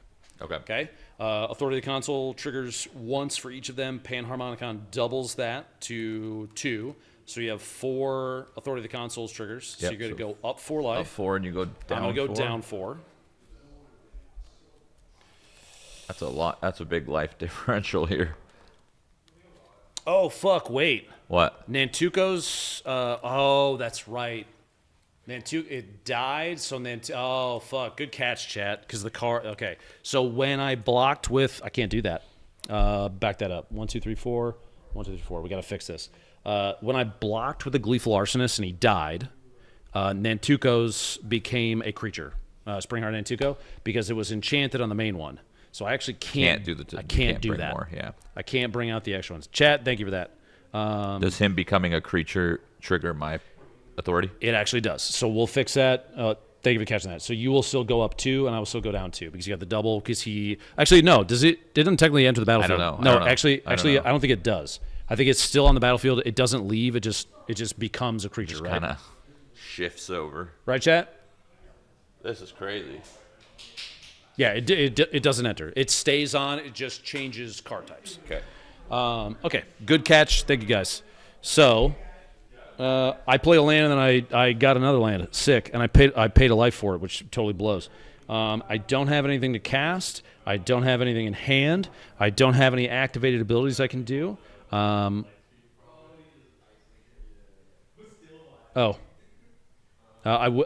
did miss. I fucking miss this one all the time. I'm gonna exile that I feel guy. like you should just start with that. And I should actually. I'm gonna gain 2 life, and then you will technically lose 2 life. But you'll choose the order of operations, so you'll double it to 4 and then +2 it to 6. Otherwise, you would take 8. Yeah. So 1, 2, 3, 4, 5, 6. Okay. And let's see. What are your blockers? Just this guy. And well, I guess I'm gonna swing Wild Seer at you. 6/6 with trample. I just don't block. I just take it, right? Yeah, I would just take it. Yeah, I just take it. Okay. That'll go 6 commander. Yeah. Oops. I would swing it at Soren, chat, but at this point, I just want to try and hit the commander as hard as I can. I don't want to hit him with commander because, yeah, I want to try and fuck it up. Or fuck him up. Oh, yeah, those 2 guys do need 1/1 counters on them from Markov attacking, these 2 dudes, because you cast them during main one, so go ahead and throw those on there. Yeah, my bad. Shit. Yeah, I gotta. My whole hope now is to try and get to 21 commander to get lethal commander, and that's it. It's a race. It is literally a race. Yeah. Okay. Oh fuck. Is that hit for you? No. Hold on. Let me. Okay. For next time. Actually, you lose all the counters. Never mind. Don't worry about it. I was gonna say you could flicker Edgar, but he comes back with no counters, so it's not worth it. A pass. Yeah, that's it for me. All right. Untappers. No, Black Crow, we looked it up. It is a it actually is on the person taking the damage. We looked it up. I looked it up a little bit ago, and it changed not too long ago. If 2 or more replacement and or prevention effects are attempted to modify the way an event or an object or player, the affected object's controller or the affected player choose 1 to apply. So the affected player, the person who would be dealt the damage, chooses the order in which they apply. And I didn't know that.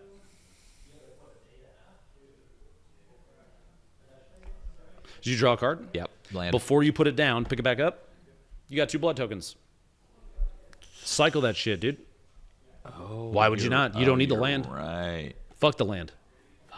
You pay 1, tap, sack. Yep. Like You this anymore. tab 1 of your lands because you got to pay for it. Cool. Discard that motherfucker and grab another card. Oh my god, this is fucking terrible. What is this? The name of the flicker card is Distinguished Conjurer. It is from MH3. I don't know my deck, so this card... Is it a tutor? No, it's a Diabolic Intent. Okay, so I'll gladly help you. Yeah. Because you don't know the deck yet. Yeah. So read the card. As an additional cost to cast a spell, sacrifice a creature, search your library for a card, put that card in your hand, then shuffle. Perfect. You got a little vampire token right there. That's what I would do. I would get rid of the token. Absolutely should do that, and then we can go through together and find something that will put you in a position where you're going to do something brutal. All right. Tap you. We're just going to tap you. Doesn't matter. Play you, and you're going to blow Sack up. that guy. Real quick, do you have any death triggers? No. Didn't think. Don't forget that guy. The token just literally tokens, leaves the game. Tokens gone. And then so we're in a position where you want to tutor a card that's gonna get something that's gonna absolutely fuck shit up. Yeah, it's gonna be probably my biggest. Let's see here. Probably should have tapped a different card, but that's okay. There's a couple options you have. If you would like to start taking control of my shit, you have Olivia Voldaren or Captivating Vampire. Let's see here. Can I take control of the guy that fucking blocks every time? Yeah. Yes, like quite literally, yes, you can. He's annoying. Let's see here. I'm trying to think. You don't really have any. We did not have a lot of many big win con cards. But there's enough. I mean, Twin Flame Tyrant is in here if you want to deal double all of your outgoing damage, which is crazy. Morbid, no. I would say taking control of my stuff with Olivia or Captivating Vamp is really good. You could also, you could do Helm of the Host. At the beginning of combat on your turn, create a token that's a copy of equipped creature, except the token isn't legendary. If equipped creature is legendary, that token gains haste. So and then you start printing Edgar Markovs. I could print him, but he just won't be legendary. Yeah. There is an Odric in here. I think Chad has watched me go through here. Helm of the Host. There is not. He doesn't have a Kindred Dominance, chat. Otherwise, I would have suggested. Kindred Dominance says pick a creature type.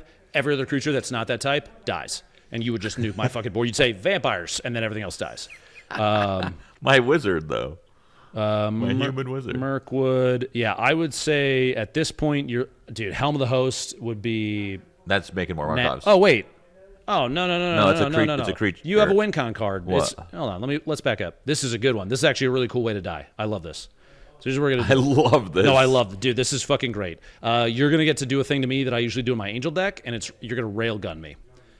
Take that card. You are going to tutor for Aether Reservoir. Whenever you cast a spell, you gain 1 life for each spell you've cast this turn. Pay 50 life. Aether Reservoir deals 50 damage to any target, including me. So you're gonna tutor that. How does this help me? Let's walk through it. Go ahead and cast it.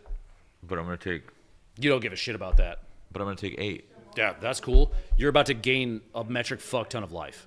I have no cards in hand, and I cannot remove Markov. You're going to give him lifelink.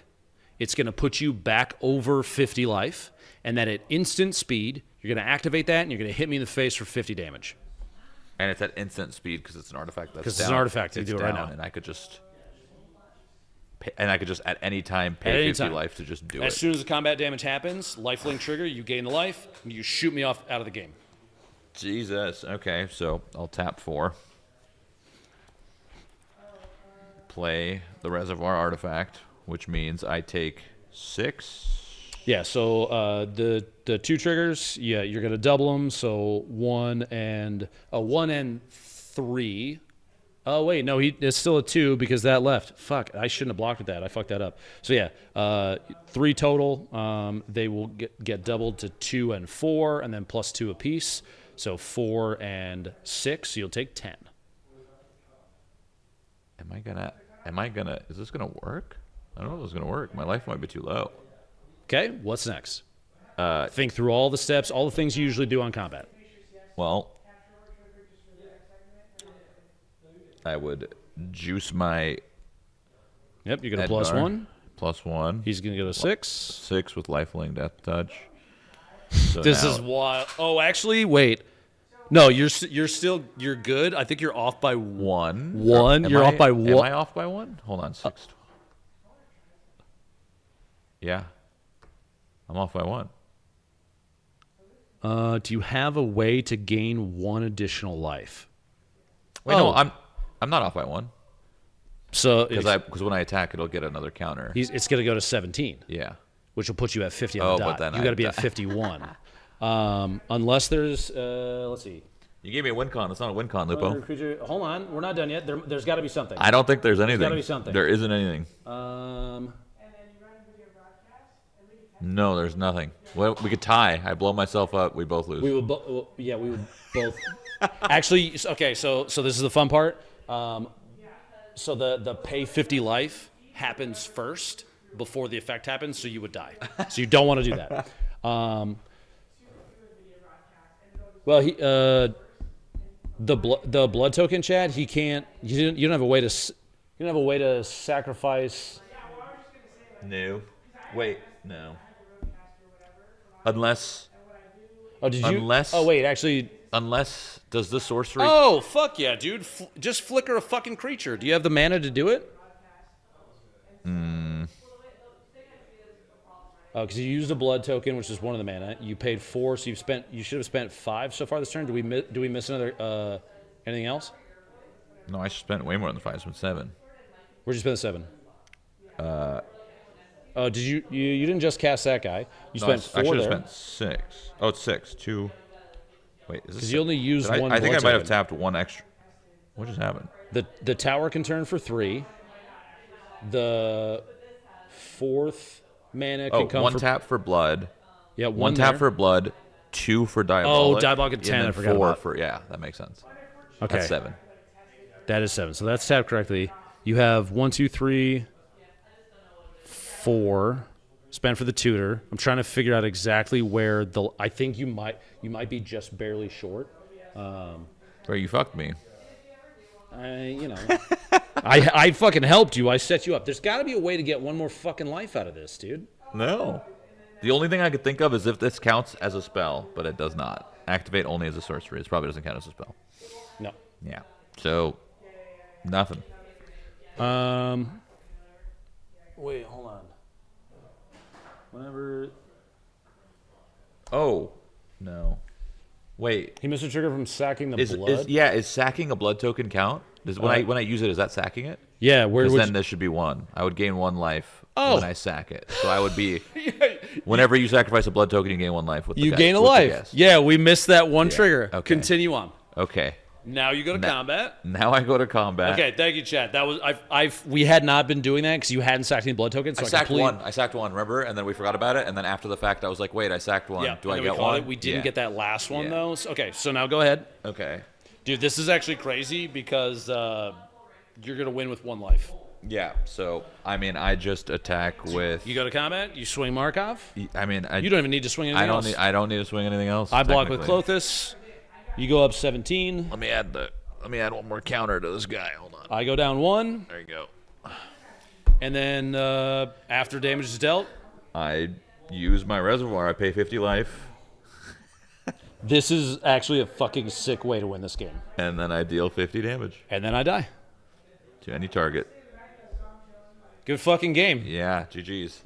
Dude, that Yep. was sick. So okay, so now you know this is kind of a win con card for Yep. your deck. Yep. You're gonna do a lot of life gain from creatures hitting, my then just creatures blow 'em hitting up. from that, and you're just gonna try and juice If yourself. I ever get into and then you fucking if I blast ever me. get into a position where my snowball my health and I get this, I just win the game. 100%. Yeah. Yeah. Or at least you can zap. Is there it. something that could hide you, like yourself, from this? I could Teferi's Protection and phase myself out. I could if you cast the One Ring, you the player gets protection from everything until your next turn. There's You'd a have couple, to like preemptively know that it's coming. Yes, exactly. And yeah. Is the One Ring like a artifact?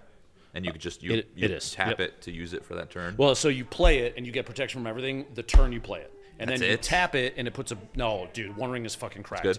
You every time you tap it, it increases the burden counter on it and you draw that many cards. During your next untap, during your next upkeep, you take that much damage. So you tap it, you get a burden counter, you draw a card.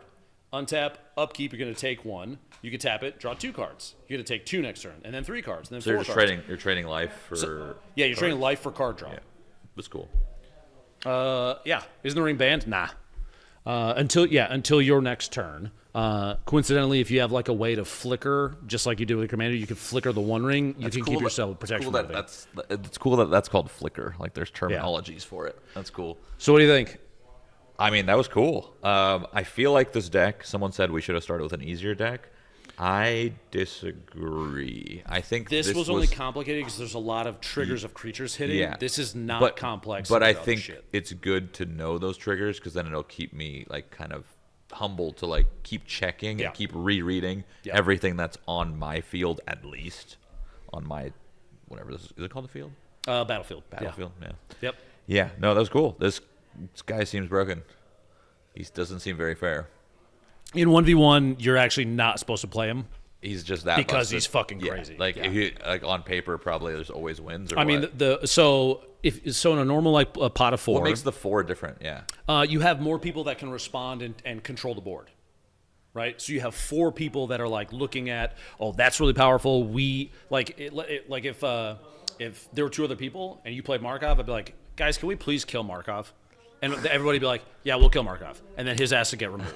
So the 4-player fuck? commander keeps people in check. Yeah. Way more than 1v1. This would have never happened the way Yeah. that it did because the other Someone 2 else people would stop it because once Markov gets out of control, he's out of control no matter what. Everybody Dude, loses. he gets massive. And chat's actually, politicking. So politicking is one of the biggest pieces of Commander that you did not get to experience, Yeah. and that's negotiating with other players is a legitimate part of the game. It's like a required piece. That's funny. Because otherwise stuff like this happens. You get a 17-17 first strike, lifelink, death touch Markov, who's just like pummeling the fuck out of people. Yeah. And your stuff's all getting juiced while we're like scrambling to keep you at bay. Yeah. Other people would be. And there's no cap of life. He'll just keep going. You will keep going. That's why I started to try and kill you with commander damage. Yeah. Because even if you're at 1,000 life, if I do 21 commander, you're still dead. So that was my one out because there was no way I was going to be able to keep up with Markov, and I did not have a way to remove him. Obviously. Dope. Okay. Sick. Cool. That was cool. That was a cool match.